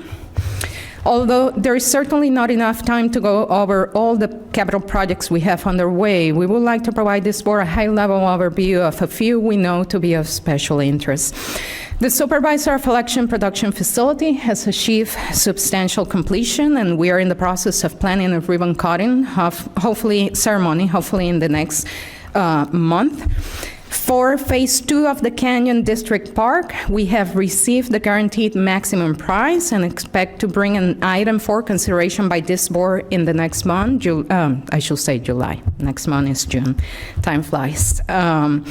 For construction of Canyon Library, we're moving ahead. Construction is progressing. We expect to complete the same by July 2024, which will then allow for a start of operations in the fall of 2024. Animal Care and Control Renovation and Expansion Project, we have design underway. We expect to bring an item for consideration by the board in July 2024, with completion of design efforts towards the end of the year. Airport Center 3, we have commenced procurement for design services, the first step of which is actually going to the goal setting committee, which will happen this afternoon, is scheduled to take place later today. Governmental Center Renewal Replacement Project, following board direction, we have recommended design efforts, and we're currently working on a phasing plan to implement the project and continue with design. Prosperity Village Cottage Homes, which is a county project where the West Palm Beach Housing Authority serves as the developer and operator, is nearing the end of the construction phase, and we expect completion in July, August 2024. The Medical Examiner's Office expansion project has design ongoing. We have been working very closely with the medical examiner, and we hope to have design completed next year. 2300 Business Center expansion is also in design, and we expect final drawings by the end of this year. Brooks Subdivision, we have achieved the 75% completion construction drawings milestone, and we're drafting an RFP to select a developer so that construction can commence. As it relates to projects under PREM and the Palmar acquisitions to date, including the item that the board considered earlier today, this board has approved the acquisition of about 96 acres, amounting to approximately $2.6 million, or 66% of the total funds that were allocated for environmental sensitive lands. The Convention Center Second Hotel, we have commenced negotiations, and we're moving forward. Hopefully, we will be back to this board with a contract. Lake Lido Pool Facility Replacement, Phase 3 of that project has design underway, and we do expect to have completed drawings by the end of the year. Fire Station 49 is under construction with an expected completion in the summer of 2025. Fire Station 92, we recently received 100% construction drawings, and the same are under review, so design is moving forward. Gramercy Park, as you know, is under construction, and we expect to have the same completed in spring 2025. Design services for the North County Aquatic Complex were approved during the last week's board meeting, regular meeting, therefore we're proceeding with design. Aquacrest Pool Facility Replacement, we're negotiating the corresponding consultant services authorization for approval by this board in order to commence design. At the South County Regional Park, we have several projects taking place, smaller in nature, but all relevant, as you can imagine. The boat ramp replacement, we have design and permitting that is being finalized. The pickleball court lighting project is in design. The baseball press box roof and HVAC replacement is approaching completion. We just have final finishes pending. The Sunset Cove Pavilion renovation, we have construction moving forward, commencing, and the Coconut Cove pool deck and shower renovation, we're actually nearing completion. As it relates to the new mosquito control replacement facility, we have a GMP that will be in front of this board for consideration during its June 14, 2024 meeting. As it relates to the 45th Street complex, the community services new building, we expect master planning, design, and permitting to be done next year. South County Administrative Complex redevelopment, we're coming back to this board in June of this year with a funding plan and the parking analysis. Milani Park, we are on the street procuring design services, and proposals are due May 24. And last, but certainly not least, The PBSO District 1 Marine Unit project is under construction, and we do have an expected completion by spring 2025. This concludes our presentation, and as usual, we will gladly take questions as you deem it appropriate. Thank you so much. Do we have any questions or comments by Board of County Commissioners? Yes, Commissioner Weiss. Thank you, Mayor. First off, that was quite a list of projects you just enumerated to us, so you all are very busy. I guess, as you were going through your presentation, I wondered about, your ESS is a very relatively large group of folks, and a lot of important things happen there, but obviously this stuff becomes obsolete. What's the replacement plan for that system? Which system, Commissioner? Your electronic security system. They are all on different schedules depending on which system we're talking about, okay? Access, cameras, all of them follow a different life cycle, and we plan for renewal and replacement based on those life cycles. So it's a function of the technology we're dealing with. We have a planning group within our ESS division that their specialty is precisely making sure that they're keeping ahead of that technology that is being specified, right? And that is tested technology that we know it will work, but that we're not falling behind. And so I assume that that's built into your budget, the renewal and replacement of that? It is. Okay. Yes. Thank you. Thank you, Commissioner. Any other questions or comments at this time? All right, very good. Well, Commissioner Baxter? It's me. Hi. Thank you, Mayor. Are all of your current positions full? No. But now we're adding 5 more? We're adding or requesting, if this board approves, 5 additional positions within the Capital Improvements Division. The Capital Improvement Division, I want to say, has right now 2 open positions out of a personal complement of over 30 colleagues. I have a department that has over 402 positions, and I do have some positions that have current turnover, right? I have security officers, I have lower grade positions. So that contributes to an extent to the vacancies I have. And we are continuously hiring, right? So I have a continuous movement of those positions. Thank you. Thank you, Commissioner Baxter. Any other questions or comments by members of the board? Very good. Well, that was very thorough. We appreciate it. And thank you, and see you soon on the budget request. Now we're going to move on, and I want to thank those folks for staying all this time, and that's public safety, which is very important.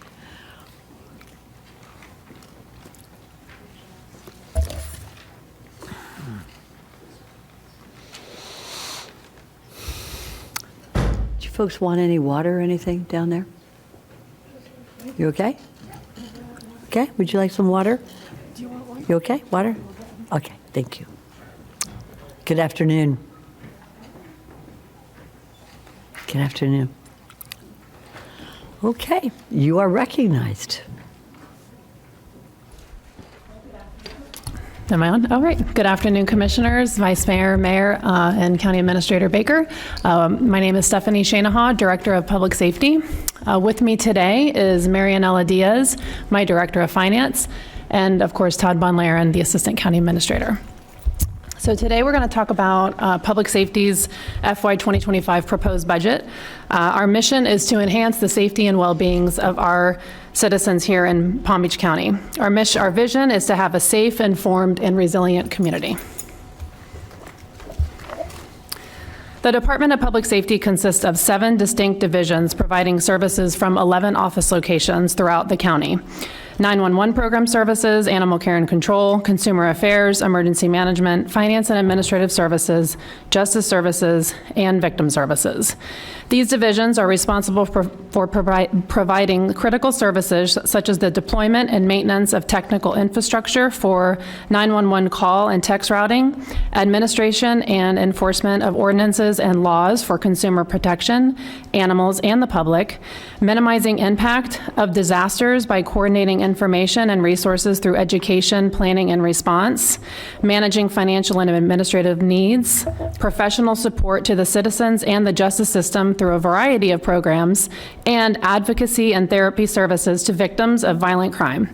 All divisions provide outreach and education services specific to their area of expertise. All of our services are countywide. Our 2025 budget includes 274 positions, of which 4 are supplemental requests.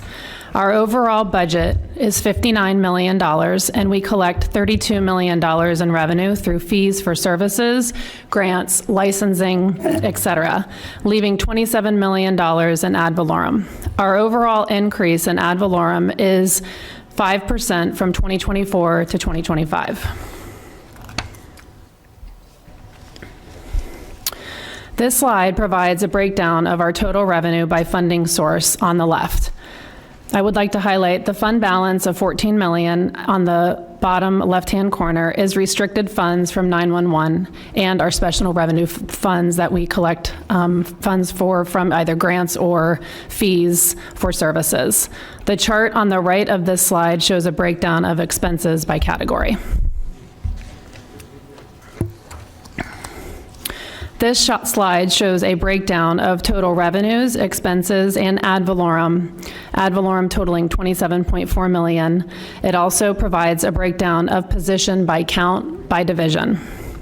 Now I'd like to provide an overview of each division and what these dollars fund.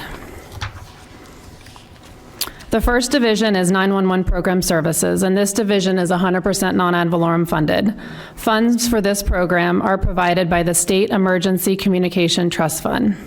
This division provides the technical infrastructure that goes into Palm Beach County's 16 PSAPs, which is your public safety answering points or your emergency communication center where they answer 911 calls.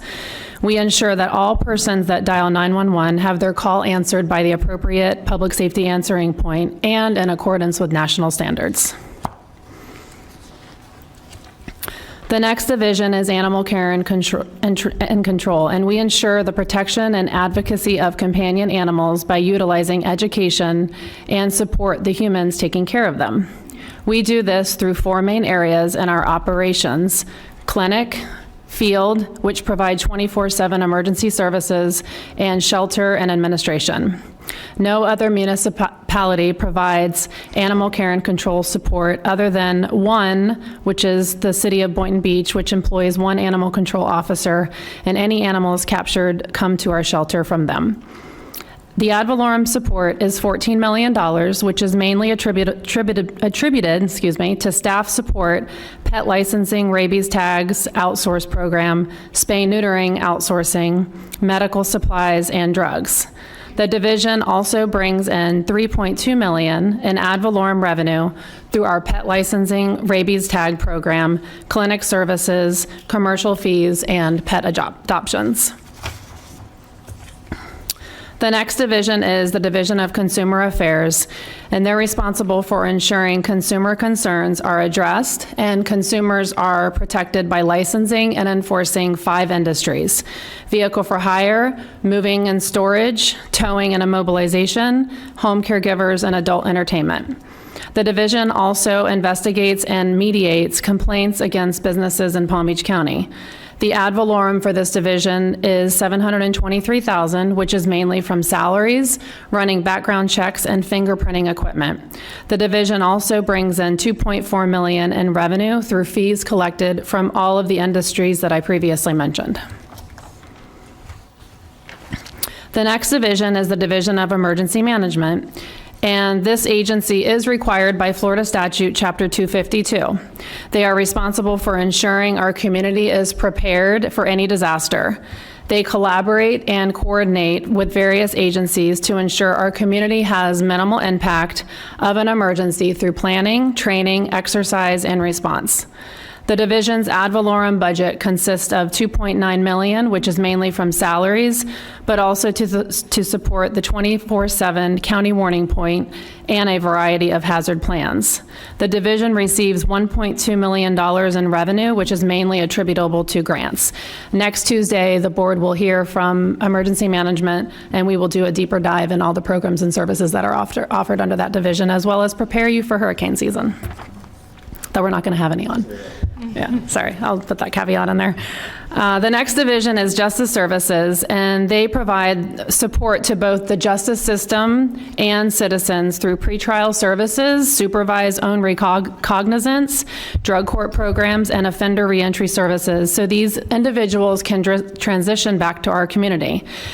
Their ad valorem support is just over $4.6 million, and that includes salary and funding for the reentry contracts, the drug court contracts, and legal aid contracts. They also bring in revenue of $2 million, which is mainly attributable to grants.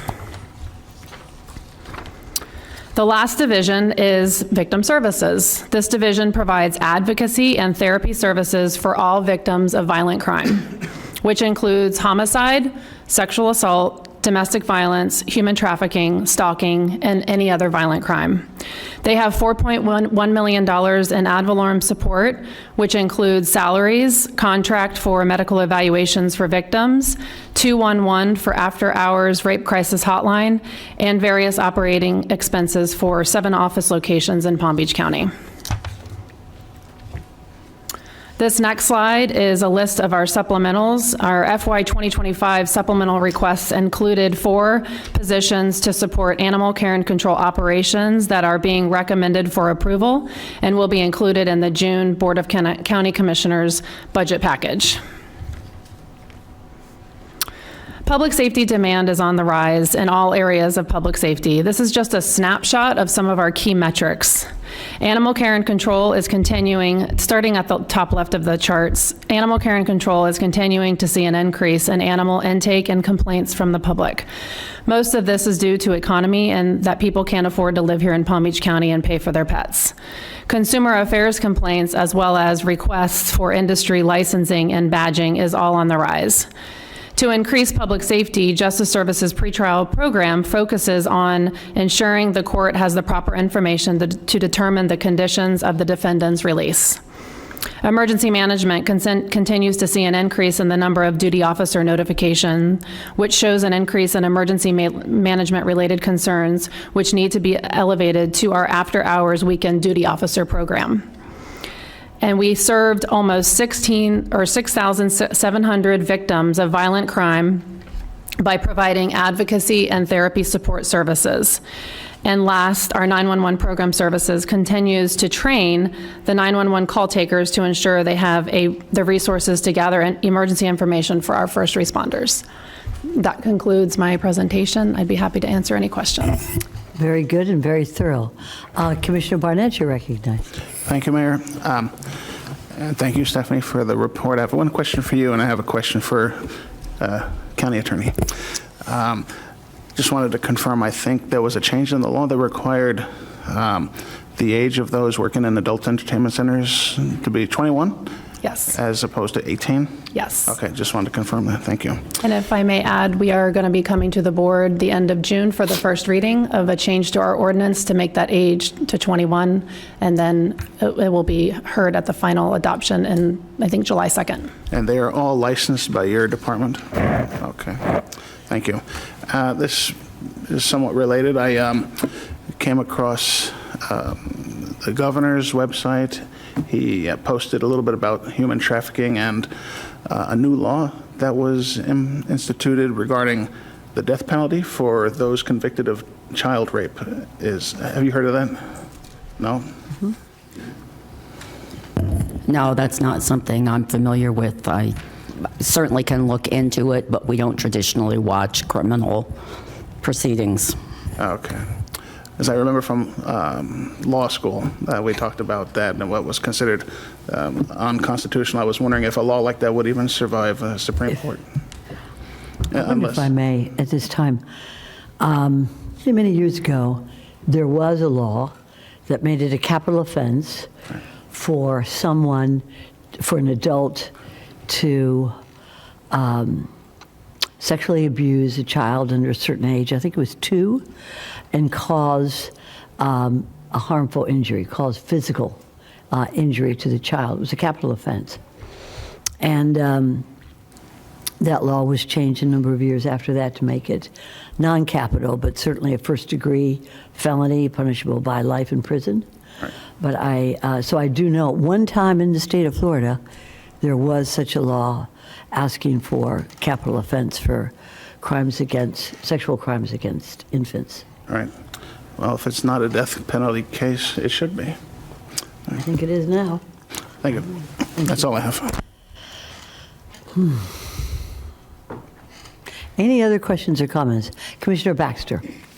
I'm not sure timing-wise, but human trafficking has come up quite a bit recently. And it was mentioned that we, should we choose, could pass an ordinance that required, I guess because we issue potentially licenses to people who are in the business, right? That now that age is 21, I believe what was brought up. And I believe we have a place called the Johns School that informs people. And I was thinking it might be something, if the board wanted to look into, potentially requiring a class or a course on the susceptibility of them falling into human trafficking.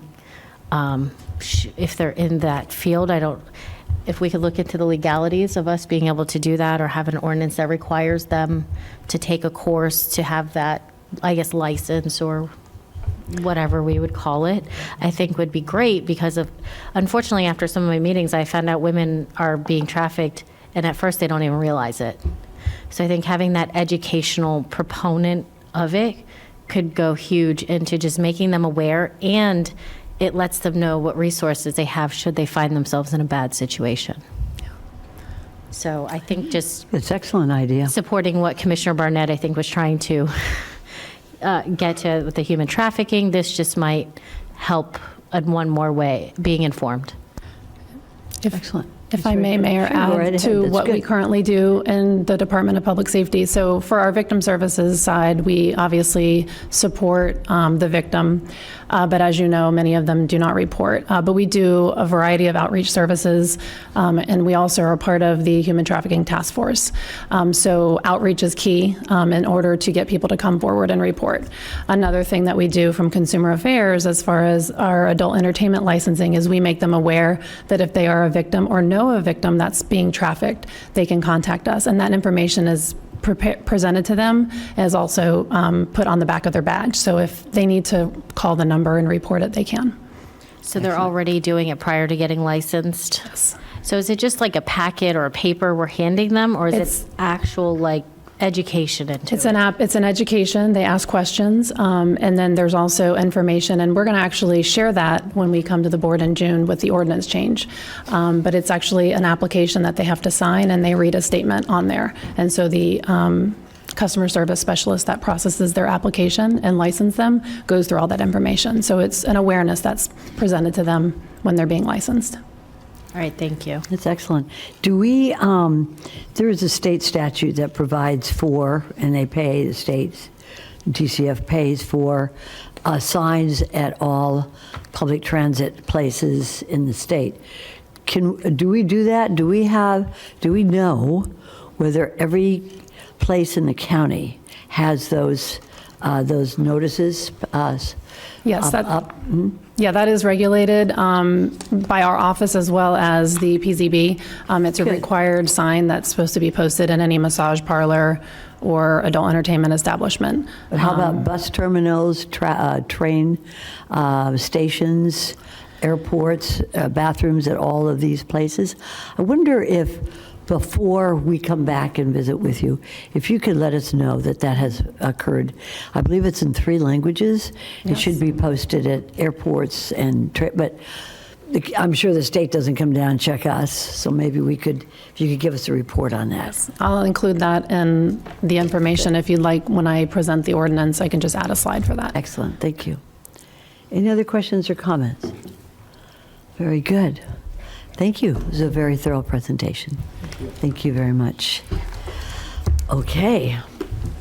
Now it looks like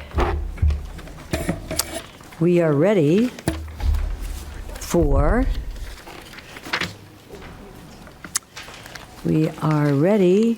commission district appointments. And I will start with my left. Commissioner Barnett, do you have any? Thank you, Mayor. I have one district appointment to the Fair Housing Equal Employment Advisory Board, Sunny Macon. And that's all from appointments. Thank you, sir. Commissioner Woodward? None at this time. No? Commissioner Weiss? Not at this time. And Commissioner Bernard? Thank you, Madam Mayor. I'd like to appoint Serge Daiti to the Planning Commission. Very good. Thank you, sir. And Commissioner Baxter? None at this time, Mayor. Vice Mayor Marino? None, thank you. And the mayor has Sherry Scarborough to the Planning Commission. Okay.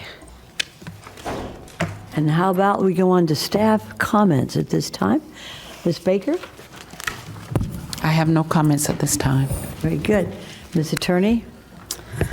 If the board pleases, I did want to present to the board a proposed revision to our rules of procedure. As the board knows, our rules of procedure are memorialized in the administrative code that requires us to do a resolution whenever we want to amend our rules of procedure. There were some issues raised about our rules. Our rules currently provide that public comment is to be related to board business, but the rules were not terribly clear on that. And in order to clarify that, we've proposed that we amend the rules to clarify that all public comments, both comments relating to a board item and comments relating to matters by the public, all have to be about board business. And board business is proposed to be defined in our new rules. So we prepared a statement that is actually already on the comment cards. And the statement says that the content of all public comment shall be limited to board business. And I don't think I need to read it to you, but basically that's what it says. And that is legally permissible. It would be up to this board to determine what board business is, but we've defined board business to be anything that's within the constitutional or regulatory scope and authority and county operations as well. Those are all things that are board business. Board business would not be talking about Trump's cabinet or something that this board has no authority or jurisdiction over, but it's something this board has perhaps budgetary control over, or has operational control over, or has some sort of jurisdiction over. So the important thing about this amendment to the rules is that we need to be uniform in its application and apply it across the board, that if it's the decision of this board to adopt these rules, and it really already is your rules, this just further clarifies it, is that we limit comment to board business. Also, it's important that people confine the limits of their comments. If they're talking during a regular board meeting, they're putting on their comment card what item they're talking about, and they're supposed to make their comments irrelevant to that item. We've also put in these rules that any multimedia or signage would be displayed only during their comments, and again, must be related to board business. So we're not interested in signage that is not relevant to board business. The county commission meeting, contrary to what a lot of people think, is not an open public forum. It is constitutionally called a limited public forum. And what that means is we have the ability to define the subjects that are going to be discussed here.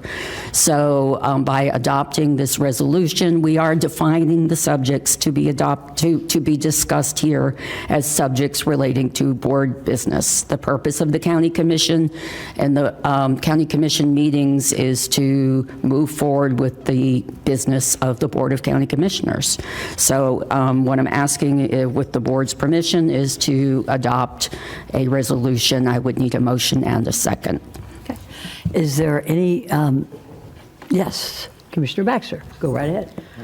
Thank you. I absolutely agree for everything outside of matters by the public. Well, I guess my questions are specifically related to matters by the public. So are we talking to the point of, I mean, I know we hear about the SOE things that come across quite regularly we have no discretion over. So does it eliminate that?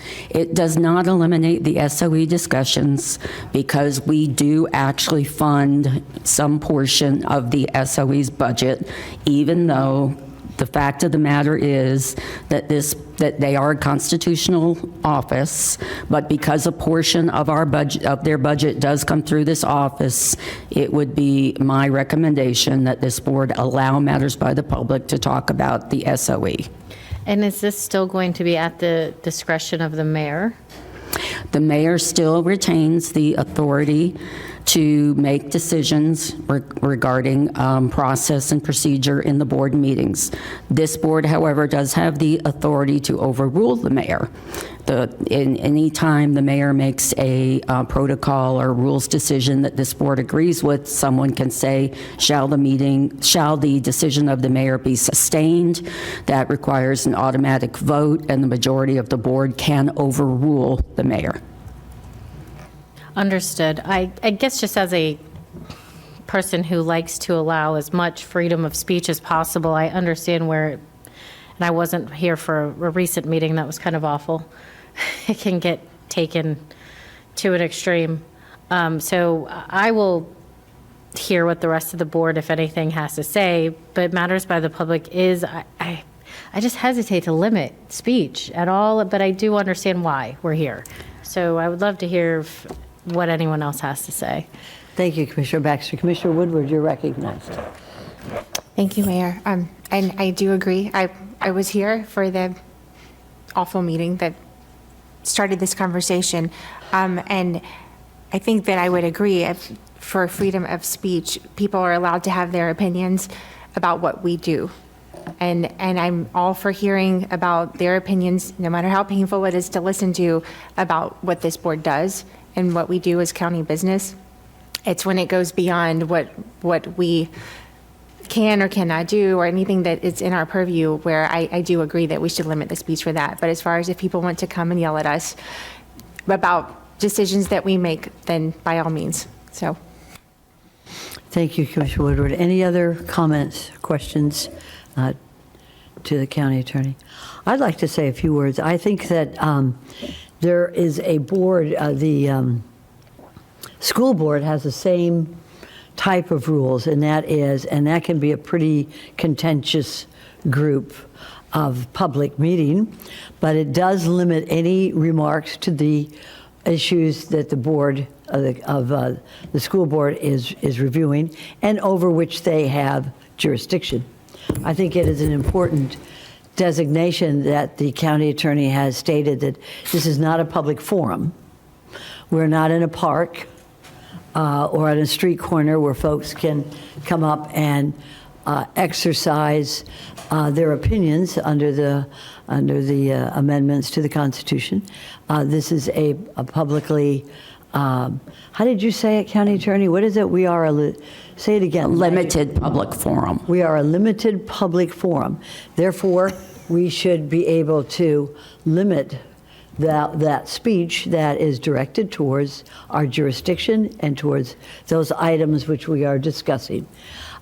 Furthermore, I think that it is proper at this time, especially with regard to a couple of items, and I have to confess I haven't read this all, but I hope that here there's a distinction in opinion and disparaging or disrespectful remarks towards anybody on the commission or anybody in the public. Is there not? No, Madam Mayor, there is not. Okay, then disparaging remarks are protected. I will say this, that just so that you know, as your mayor, if there's any signals of any anti remarks towards a protected class, which has been designated by the Supreme Court as protected class, then I may exercise my authority as mayor to exercise decorum. And if you don't like it, you can certainly speak up and overrule me. But I'm just telling you, I will not have any disrespectful remarks towards any protected classes, no matter whether you're a member of that or not. And secondly, I'd like to be sure that these rules or these rules of procedure are printed on the comment cards so that when the public comes forward to write their name on it, that they know ahead of time what the rules of procedure are for this, the decorum of this board. I have to say that when it comes to being in public office for as long as I have, and being an officer of the court in the courts of law, that there is a very prescribed rules of procedure. And as the judges would say, you may not like me, but you have to respect the rule of law and the flag and those who fought and died for it behind me. And just so that you know, this is the way your mayor thinks. And you always have the right to overrule me. But it's not a personal thing for me, but it's the flag behind me that should always be respected. So with that in mind, Commissioner Weiss, you're recognized. Thank you, Mayor. I support this, understanding the limitations that the law prescribes for us. I'm wondering, you talked about it's going to be on the form, and it is already on the form. But I wonder if we just took an extra step and gave it a little tick box that says that you have read and understand these rules. If that then, either if they don't tick the box, they then can be asked to make sure that they read and understand those rules, or maybe somebody needs to explain it to them because they can't read and understand them. I would be hesitant to do that. It is a very fine line that we walk with having, and I'm having trouble remembering the correct terminology here, but you can't put prior restraints on speech. And I would be concerned that requiring somebody to sign something, to agree to something, could easily be a prior restraint on speech. So I would not recommend doing that. I think having it printed on the form is great. I think that you can have signs posted. I realize this is something that we're struggling with right now, but I think that that might be a line too far. All right. I mean, obviously, I don't believe in impinging on people's rights. But as you said, this is a limited public forum. It is not an open public forum. There are venues for such activities. This is not one of them. So I want to preserve their rights, but at the other, and I just thought maybe as a suggestion, and if it's not something we can do, that's fine too. But I was just trying to make sure that people acknowledge they were aware that they have an obligation as well of how they bring comments to us. Right. Thank you, Commissioner Weiss. Commissioner Baxter, you're recognized. Thank you, Mayor. I like the idea of the checkbox for just recognizing, hey, we read this. Maybe not as a condition of speech, but, just verifying, hey, I've read this, sort of a checkbox with that, and of the ordinance. We're not limiting them, we're just informing them of what our ordinance is putting in place potentially. I am hesitant to do that because assuming that if we have a checkbox and they don't check the checkbox, we're fine with that. But I think that saying they can't speak unless they sign our checkbox is going to be crossing the line too far. And I can do some more research on that. I think that would, no harm, no foul on that. And if it's something that we could do, I'd be delighted to do that. That'd be great. Thank you. If I may, thank you, Commissioner Baxter, and I know we have some other folks, but if you would refer to, it's not a page number, but unless you read this, and I didn't, all of it, but there is rules of procedure for public comment that's printed here, and it's not too long, and I think that I think English is probably okay, just English, maybe Spanish, I don't know. It's up to the board, but I think that it's not very long. It's pretty self-explanatory. And I think it gives, it's very important that people have knowledge of prior knowledge, thank you, Ms. Weiss, of what are the rules. These are the rules. If you don't like it, you can go out in front of the city hall or in front of here and speak out to the public. But right here in this forum, these are the rules. And so I think that it's short enough and brief enough, but concise enough to meet those requirements. Commissioner Woodward and then Commissioner Barnett. Thank you, Mayor. And as far as the checkbox, if we put at the bottom of it, that not that you will not be allowed to speak, but that you may be stopped, or if you don't, I mean, I understand we're putting the rules on here, but if people don't read it, and if we don't did you read it? It's just, not that we're not going to allow you to, but did you read it? Because people will actually go back and read something if there's a checkbox. I would be happy to look into that and, come back and let the board know whether that's something that we feel pretty confident about. It does say at the very end, anyone not in compliance, okay, will da-da-da-da-da. Right, we have our rules. Yeah. So they have to comply with the rules, whether they have acknowledged something or not. But the fact that we are requiring them to check something or sign something in order to speak at the board, I'm a little leery about. Commissioner Barnett? Thank you, Mayor. With regards to the checkbox again, I don't really think it matters if we have the checkbox or not. If people come in here and they want to speak their mind, if they're angry enough, they're going to go ahead and fill out a card and speak and fill out the box, or not fill out the box. And then if they didn't fill out the box, we're going to be spending time arguing with them. Did you fill out the box? Did you understand what you were reading? I think it's going to be a big waste of time and unnecessary. I think you mentioned posting signs, Ms. Kaufman. If we put a notice on the sign that says, by entering this chamber and agreeing to speak, you automatically assume the responsibility of following the rules. And just like they automatically assume the responsibility of appearing on public television, or not the responsibility, but the risk. They know what they're getting into. We don't have to have people fill in out a box. I think it's unnecessary. And with regards to language, Spanish, we have had Spanish-speaking people here with the use of an interpreter. I think there should be Spanish included on the notices. In court, I believe with subpoenas, they are required to put the ADA notices in Spanish, English, and Haitian Creole. I think that should be included as well. Multiple languages. With regards to a box, it's not going to help anything, I don't think. May I suggest that you review whether we should have it in the 3 languages that I believe official court notices are, or legal notices? That would be English, Spanish, and Haitian Creole.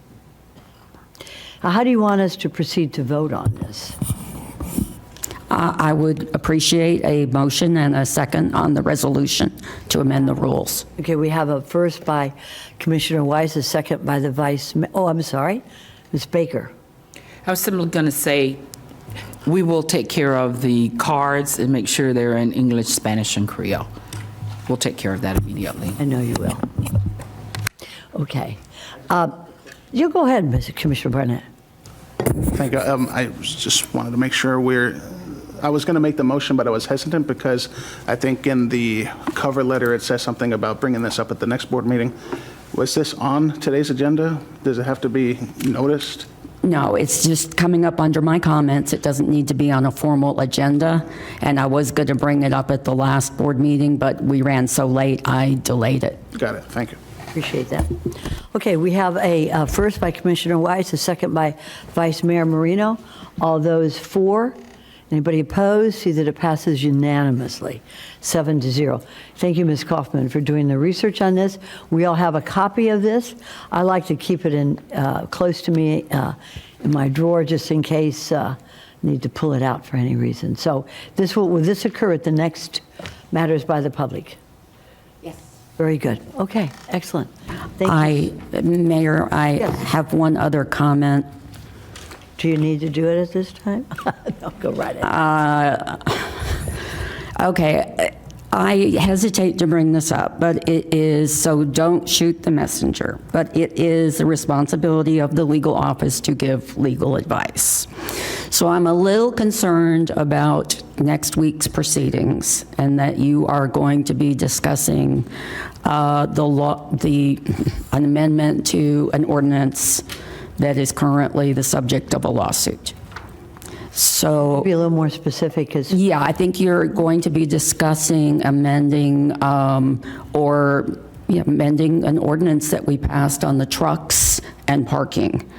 And we have been sued by one of those persons who's claiming that our 2019 and 2020 ordinances are unconstitutional, and that we have unfairly taken their property. So I'm a little concerned about discussing amendments to that, and I just want you all to be aware that whatever you say can and will be used against you in a court of law. And so discussing that may not be in your best interest. You might want to delay. Ms. Baker, if there is an issue that could put county commissioners in liability as representing the county that is a defendant in a lawsuit, would you suggest that we remove that item from the agenda? That is, I'm looking at my partner across the dais here. That's a legal issue. When they give me instructions on how to handle things, I follow their lead because they are our legal advisor. So it is really up to this board. I think that Ms. Kaufman has stated what we normally state. When we're in litigation, there's a pending litigation, we tend not to talk about that because it's pending litigation. But, it's really up to this board on whether you want to have this discussion. Well, we're being sued. Yeah, As a county. So that's correct. we need to make a motion to remove that and have a discussion on it, because my opinion on this, and I'm not prepared to discuss it in a thorough manner, but my opinion is that if we are being sued and we represent the entity that's being sued, that maybe we need to have a discussion and a vote as to whether we want that to come before the board. And I know I want to hear from Commissioner Baxter and Commissioner Weiss, who have their lights on, but and Commissioner Bernard. Do we have a rule, a set rule on this, Ms. Kaufman? We don't. This is pretty unusual, and I just want to be clear that everybody understands. There's no sort of privilege or free pass because you're talking at a board meeting. So if you say something that will benefit the other side during a board meeting, then it definitely could result in you being subpoenaed or you being made a part of the litigation or something that reflects badly on us when you didn't mean it at all.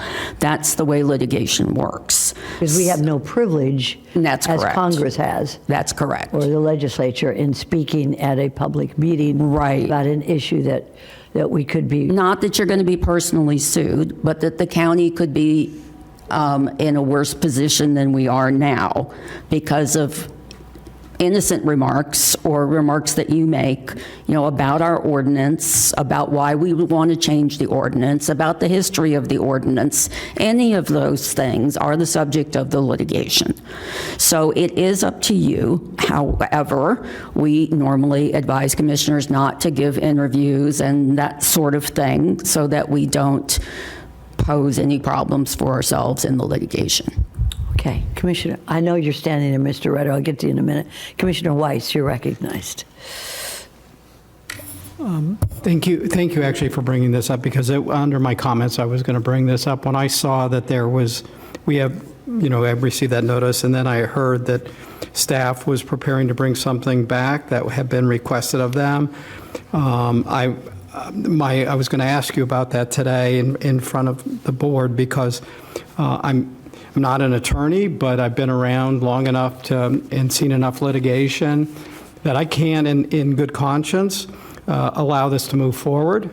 That it would potentially put us in a worse position, and we represent the people of Palm Beach County, and I don't want to see somebody say something innocently or taken out of context that could potentially be very damaging and costly to the county. Thank you, Commissioner. Commissioner Baxter, you're recognized. Thank you, Mayor. Question, would it be more appropriate to potentially have an executive session covering something like this? No, because there's nothing to talk about at this point. The only thing we can talk about in a shade meeting would be the pending lawsuit, the settlement of the pending lawsuit. We have no settlement. We're nowhere near resolving the lawsuit. There's nothing to talk about as far as fees. We can talk about fees in the lawsuit. That's it. That's all we can talk about in a shade session. We are very, very limited. So there's really nothing that we could schedule a shade session on. There are several things that I think, limited things that have been able to be discussed here, and we've said quite a bit already. So going forward, I do agree, I don't want to have this in public, so let me throw that out there. I think, it is in the court's hands at this point, but I do think, since it is in a lawsuit, that a shade session, maybe a more in-depth discussion with the board on what the suit is over and what they're claiming, because I don't know if anyone else has actually read what they're claiming, and maybe some have, maybe some haven't. But I think, it would be maybe appropriate and to ask some more in-depth questions, because I've actually had, outside of this, some other issues that I won't mention right now raised. So in the effort of, since it's relating to the lawsuit. If this board votes to have a shade session on settling the lawsuit, then I think that I could schedule a shade session on settling the lawsuit. How about a more information on the county's stance on the lawsuit and why? May I just suggest something, Commissioner Baxter? Maybe we could have access to court records. The best way to find out what's going on from the plaintiff side and the defendant side is to read what they filed in a public court record. So maybe someone from county staff could help you, or your staff could get you those public records that have already been filed. I think that's probably the best way to find out what's going on in a lawsuit, is to see exactly what the attorneys have stated. I'm just suggesting that to you as. And Mayor, normally I try to agree with your suggestions and take them, because obviously we have not been here as long. Right. But on this particular instance, there's a lot of information I think that we could benefit from on this particular issue of how we got here, on what is being said, that they haven't filed or hasn't even gotten far enough for us to have public access to those court documents, and to hear from our attorneys where they stand and why, I think could be very beneficial to what's going on. Because they're not going to state that publicly in a public record, because they're litigating it. Well, all pleadings filed on a lawsuit are public. No, I guess what I'm saying is they're not going to say everything in their filing. They're going to have some. They're not going to tell us. But I'm just talking about, I don't know who the lawyers are, and I just think everybody should express their opinion here openly. Well, and not to mention, it does become public record after they file it. After everything has concluded as well. Even our sessions, if we had a shade session, still becomes open to the public, doesn't it? That's Ms. Kaufman. It does, but a shade session is only appropriate if we're talking about settlement. So we are way too early in this lawsuit to be having any kind of a shade session. There's nothing to discuss. We don't have depositions yet. We don't have discovery yet. This lawsuit may conclude itself in 3 or 4 months' time, because the court determines that it doesn't go any further. But there's no reason at this point, we can't have a shade session just to give information to the board. That's just not what the statute says.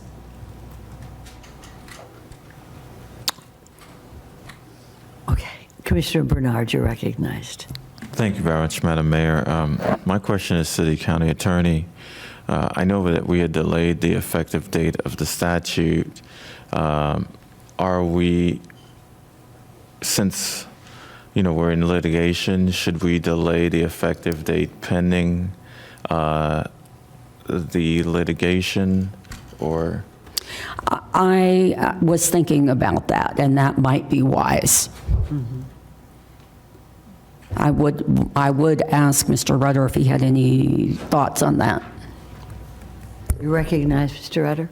And I was just going to come up and clarify the point. When the board adopted the ordinance in February that made modifications to commercial vehicles, it also included the direction to assess the code cases that were out there in return by way of direction, which is what we were preparing to do next week, and have a discussion with the board. Your question about the timing and postponing the implementing date, we'd have to look at it and then go back and double check with County Attorney's Office on timing. Would we need to start it from scratch, which I think we would. The timing, we just couldn't have one hearing. Number of hearings, we'd have to have things of that sort, what that would look like. We can look at that. Sir. With the board's permission, the head of litigation, David Oddie, would like to speak. Good afternoon, Madam Mayor, Vice Mayor, and Commissioners. So just to clarify, the ordinance which is scheduled to go in effect on July 1st is also subject to the lawsuit. They're asking the court to give a declaratory judgment on whether or not it's a valid inaction of law or not. So that is at issue as well. So at this point, if we were supposed to go ahead, if we decided to proceed with what we're planning that's being challenged, all that would happen is that a court would eventually either make a declaration that it is justified or that it's unlawful and strike it down. Commissioner Weiss, you have a question?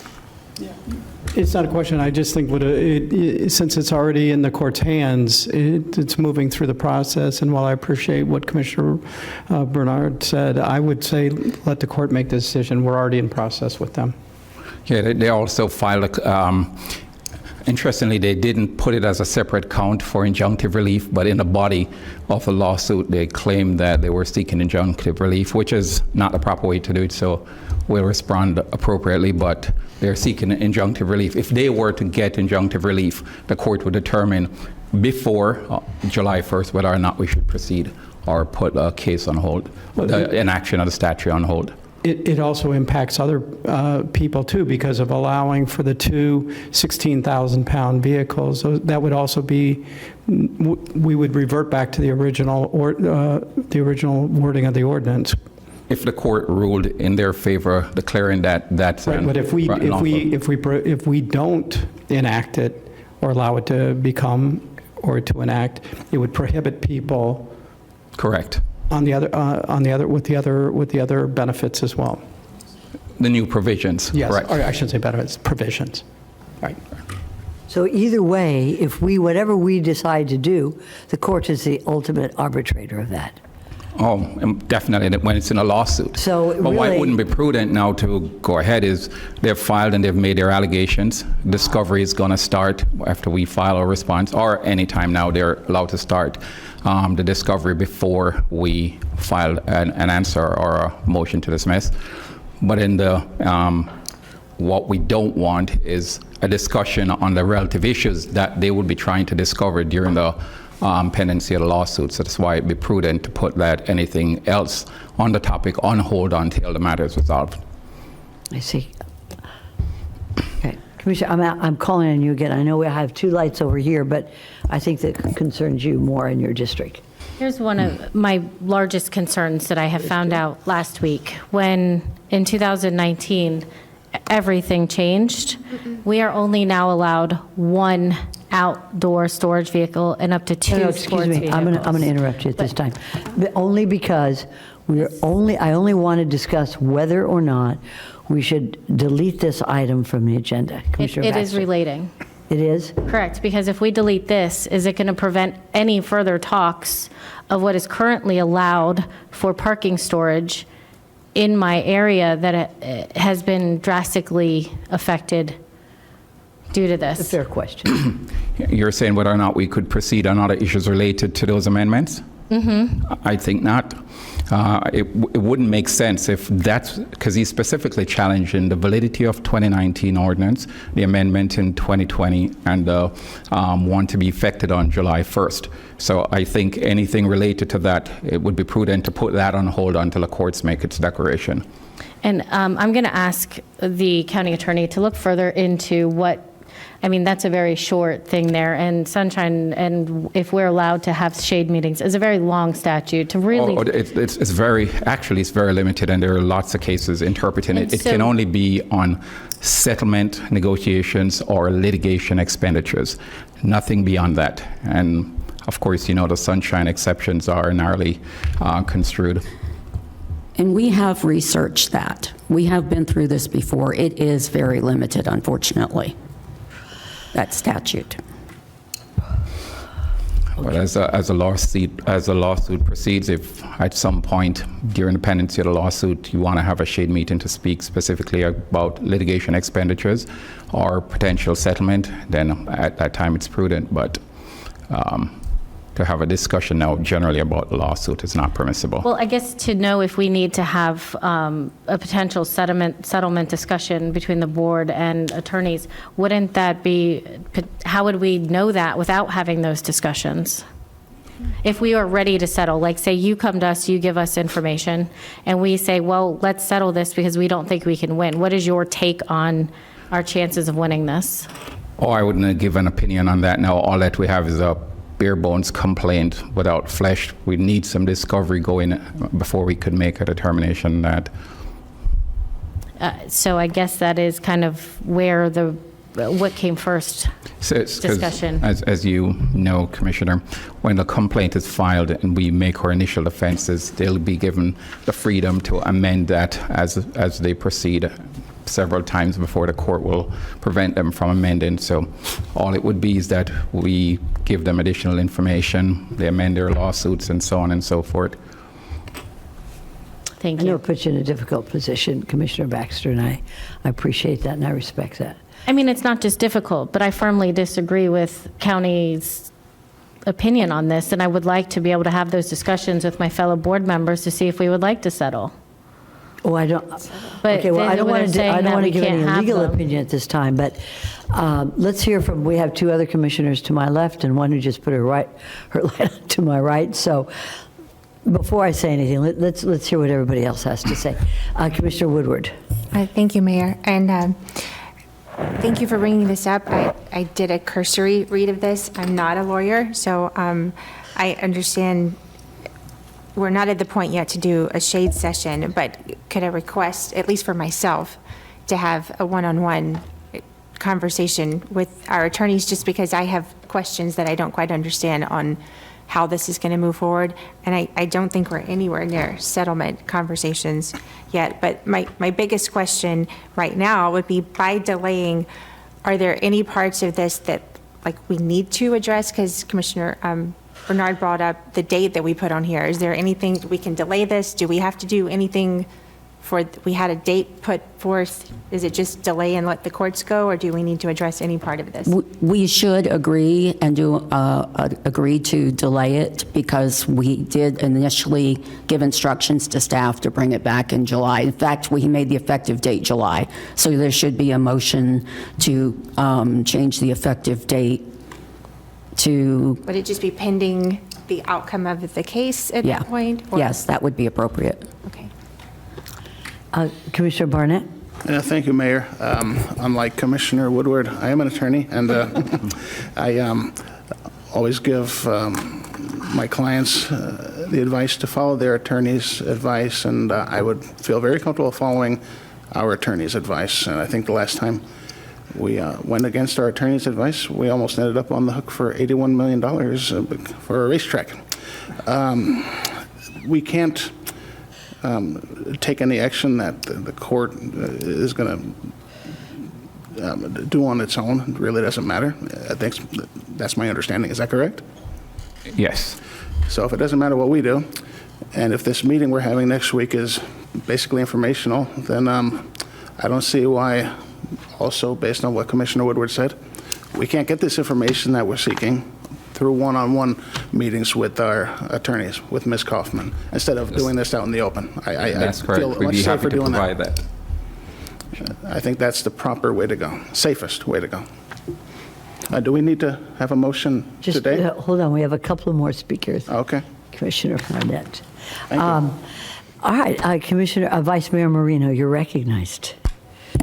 Thank you. I agree we need to listen to the advice of our counsel. I would appreciate a one-on-one with our counsel because, yes, there are nuances.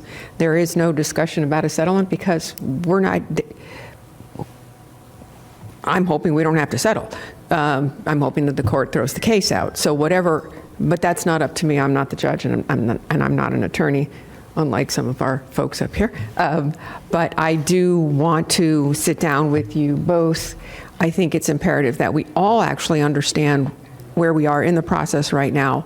As you said, there's more to it. There could be more challenges.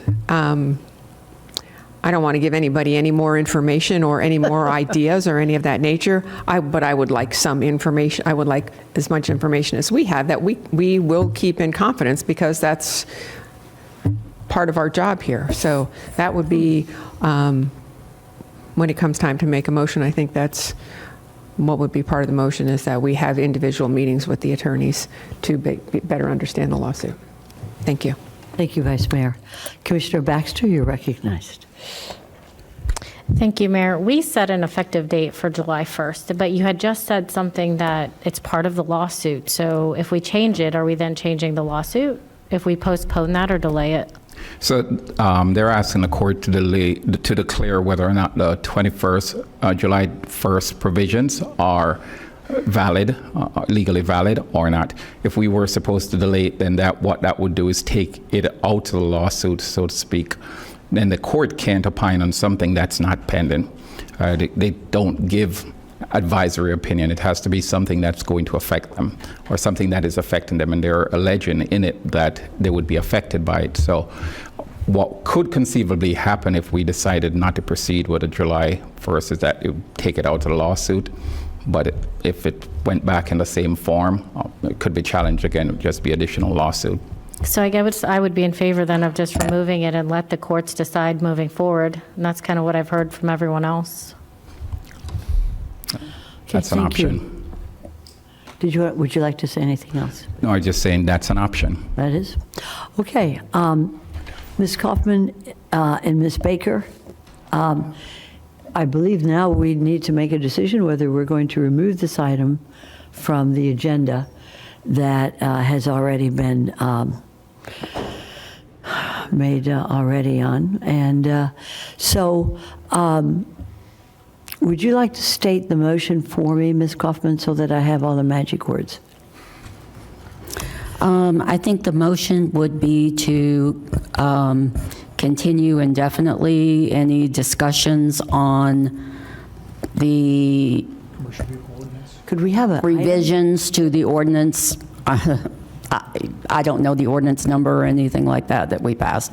I need Mr. Rudder's help here. If we could do that, if we could have to be specific as to what item this is on the agenda, that would be helpful. And I think the department director. Whitney's looking it up right now.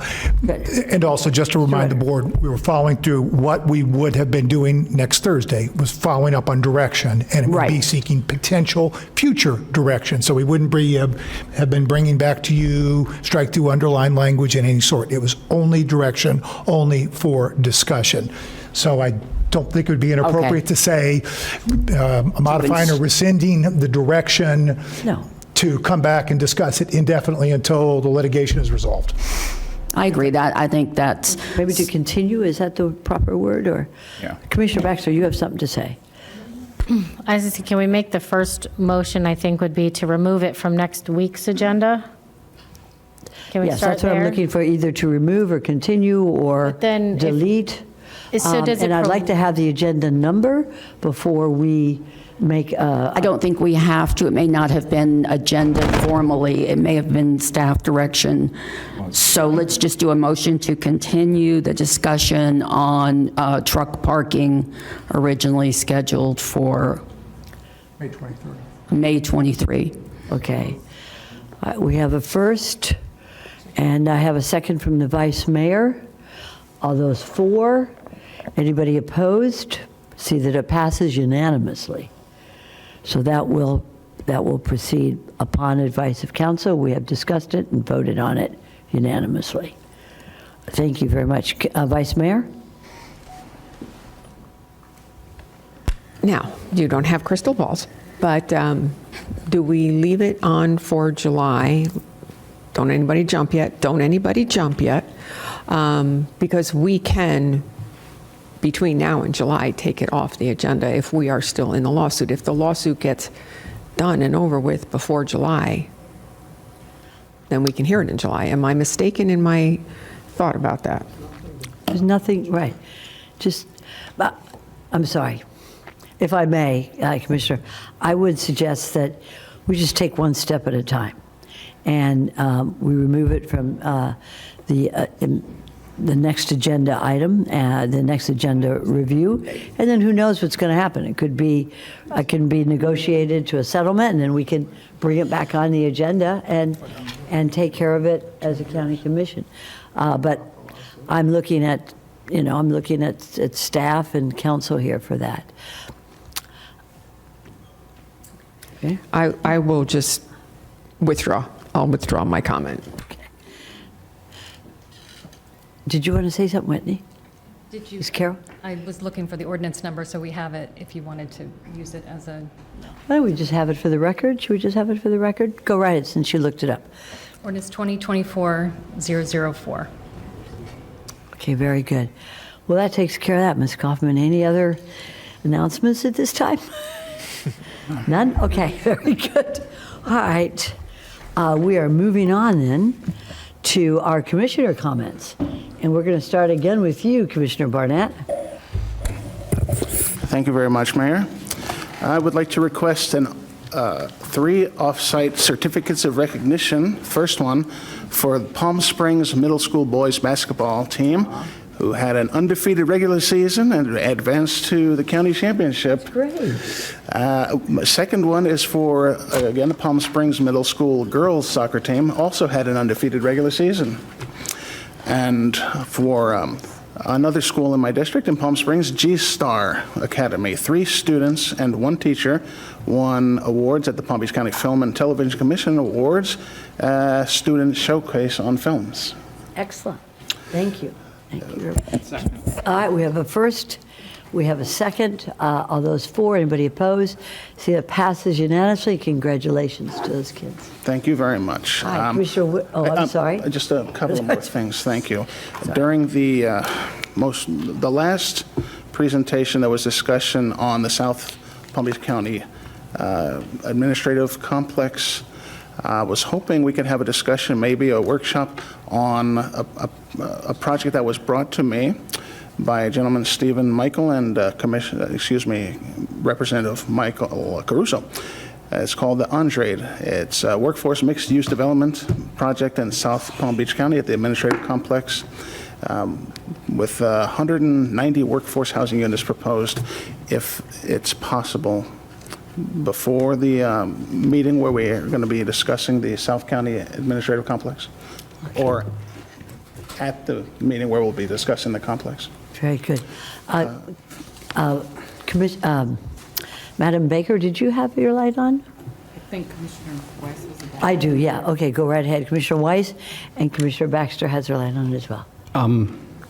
I reviewed that proposal. It's not acceptable to me, and I explained my concerns to Representative Caruso and Mr. Michaels as well.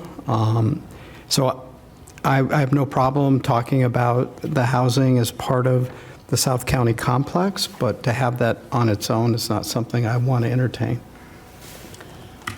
Okay, Commissioner, Ms. Baker, we also have Commissioner Baxter, has her light on, but, okay, Commissioner Baxter, you're on.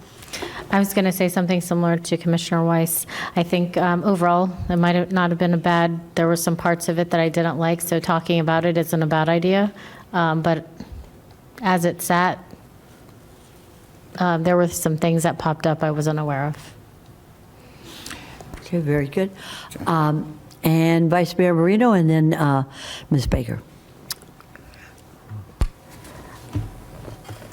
I think it would be premature, and the reason being is anything we do with that parcel of land would have to be RFP'd. So we can't put one project over another project.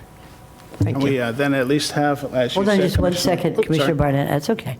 That's okay. We're very collegial here, I know. Are you finished, Vice Mayor? Well, what I was going to say She's was, still I know that, and Isami is in the back of the room pacing around. I know that, the whole South County parcel is still a huge discussion. So chunking off a portion of it is what we'd be talking about. So before we talk about RFPs or anything like that, we have to sit down and decide whether we want to chunk off a parcel and put it under an RFP. So talking about a particular project is premature. Thank you. Thank you, Vice Mayor. Commissioner Bernard, and then we'll go to Ms. Baker. Thank you very much, Madam Mayor. It's been 7.5 years that we've been talking about the South County Municipal Complex, but I know that we as a board have not made a final decision on how we want to proceed, and I'm not in support of us making a decision on a piece of that property until we've made a decision as a board on the future of that property. Thank you.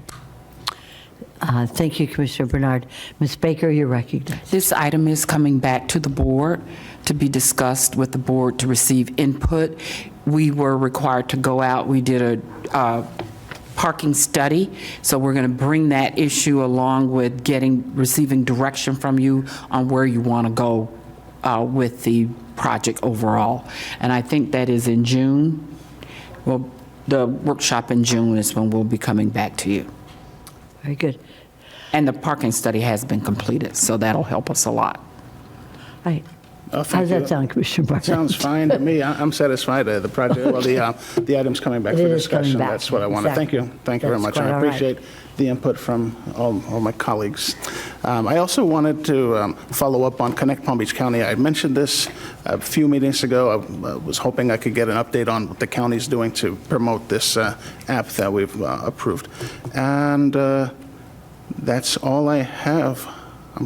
Just want to thank the staff for the presentations we've had. It's another long meeting, but I think Not very done yet. productive. Thank you, ma'am. Thank you, Mayor. Commissioner Barnett. Commissioner Woodward? No comments. Commissioner Weiss? Nothing more. Nothing more. Commissioner Bernard? Thank you very much, Madam Mayor. I had a bunch of comments, but I'm going to just leave it to wishing my Chief of Staff, Wilnita Emanuel, a happy birthday that's coming up. Very Thank you. nice. Thank you. You're good like that. Commissioner Baxter? He stole my thunder.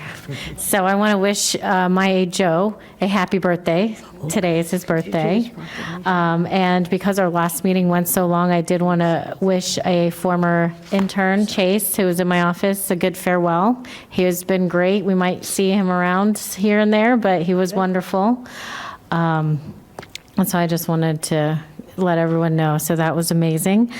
I did want to ask the county administrator and follow up, especially with all these budget talks. I asked for roughly 7-8 months ago some budgeting software, so I'd like to know where that kind of stands, so anyone in the public could run some reports as well as us and have complete transparency. We currently have a software package and we've put it out. However, what you're asking for is being able to go in and pull it similar to an AI and putting it all together. We are still working on that process. I mean, are we putting out how is that process working? Are we putting out an RFP? Well, we would need to if we're going to go outside. I do have our own staff kind of looking at it, but there's another software that we are reviewing, and I want to say Montgomery County has it. It's a lot of data that they're able to pull from different programs, and so it is something that ISS is looking at with Montgomery County, and I think that will be helpful for us to be able to not only pull budgets, anybody can go in and pull information on budgets, but they'll be able to also see some other data, such as some of the things you asked about, how many people have we served for this particular purpose. All of that data would be in one software system, but we are looking at it. We did not forget it. I know that you want that done. Would it be appropriate to maybe put out an RFI with people who have software? We could do an RFI. That's not an issue. Just a request for the information. Hey, what do you have out there? And then maybe present the board with some options? We can do that. Thank you. Very good, thank you. I have an off-site proclamation. I'm going to ask Commissioner Weiss to read it for me. Yeah, on behalf of the mayor, I'm requesting an off-site proclamation declaring June 2nd as Italian National Day. Did you want a second? We have a third also from Commissioner Marino. All those four, is there anybody against this? Just want to be sure, there's nobody against this. See that it passes unanimously. Thank you very much. And I know that under Vice Mayor Marino's comments, we're going to have some discussion. And what I was thinking of, since we've been sitting here for 3 hours, would that be okay if we had a 15-minute break or a 10-minute break or whatever you all think? Commissioner Vice Mayor Marino, how long do you think your presentation will take? I have no idea how long this presentation is going to take, because I think it's a longer discussion than 5 or 10 or 15 minutes. My question is, I never expected our meeting to go this long today. Is this something we want to do next week? Or do we want to do it today? Because I have no idea how long it's going to take. I mean, this is a serious discussion. You all got additional information yesterday. The attorney's offices have been working with us, making sure we have a lot of information. The county administrator has given us some more information. The requests for proposals for the organizational study and everything are in the back of the books, but it's a larger discussion than maybe 5, 10, or 15 minutes. So I'm. Would you say it'd be closer to 45 minutes to 60 minutes? Probably. Okay. Well, I'm going to leave that up to the discretion of the board. We could either take a 15-minute break, come back, and move forward. I've been carrying this book around, for quite a bit, but we could come back and take your proposal, Vice Mayor, but I am open to whatever the board wishes. Commissioner Baxter, you had your light on first, and then Commissioner Weiss. I'm okay either way. I do think it's going to be a more than a 5 to 15 minute discussion. I was looking at my calendar. It looks like next Tuesday is a workshop. How is that panning out to be timing wise? And could we put this first if we move it to next Tuesday? If it is the wish of this board, yes. It's a pretty clean workshop. I think we got about 3 items on that workshop agenda. But I'm looking at the wrong book. But it is definitely, thank you, Tom. It is definitely the board's prerogative. We've got our 2024 hurricane preparedness briefing, overview of county construction process that the board requested, and then the opioid settlement, which will probably be a good discussion. Other than that, we've got the clerk and comptroller receiving file. I'm happy if we take those presentations, and then under board comments, we'll take this up again. Okay. So for the next workshop. For the Let's workshop. see what Commissioner Barnett, do you have something to say about it? I was going to agree with Vice Mayor Marino. I have high school graduation to attend this evening and certificates to I have an present. airport workshop to attend at 5:30, so. Okay. So it looks like we're going to take Vice Mayor Marino's comments and just eliminate them right now, or not eliminate them, but just set them off until next week. I have just one other comment before we adjourn. and that is I'd like to have the board support for a mayor's symposium with all the city mayors on HB 1365, which is public camping and its repercussions. So it's proposed for June 24th at the convention center, if that's okay. I don't think, according to the count, we don't need a vote on them. I just want y'all to know that that's what we're doing. And with that, if there's no further business before the board, then we are adjourned. Good work, everybody. Yeah.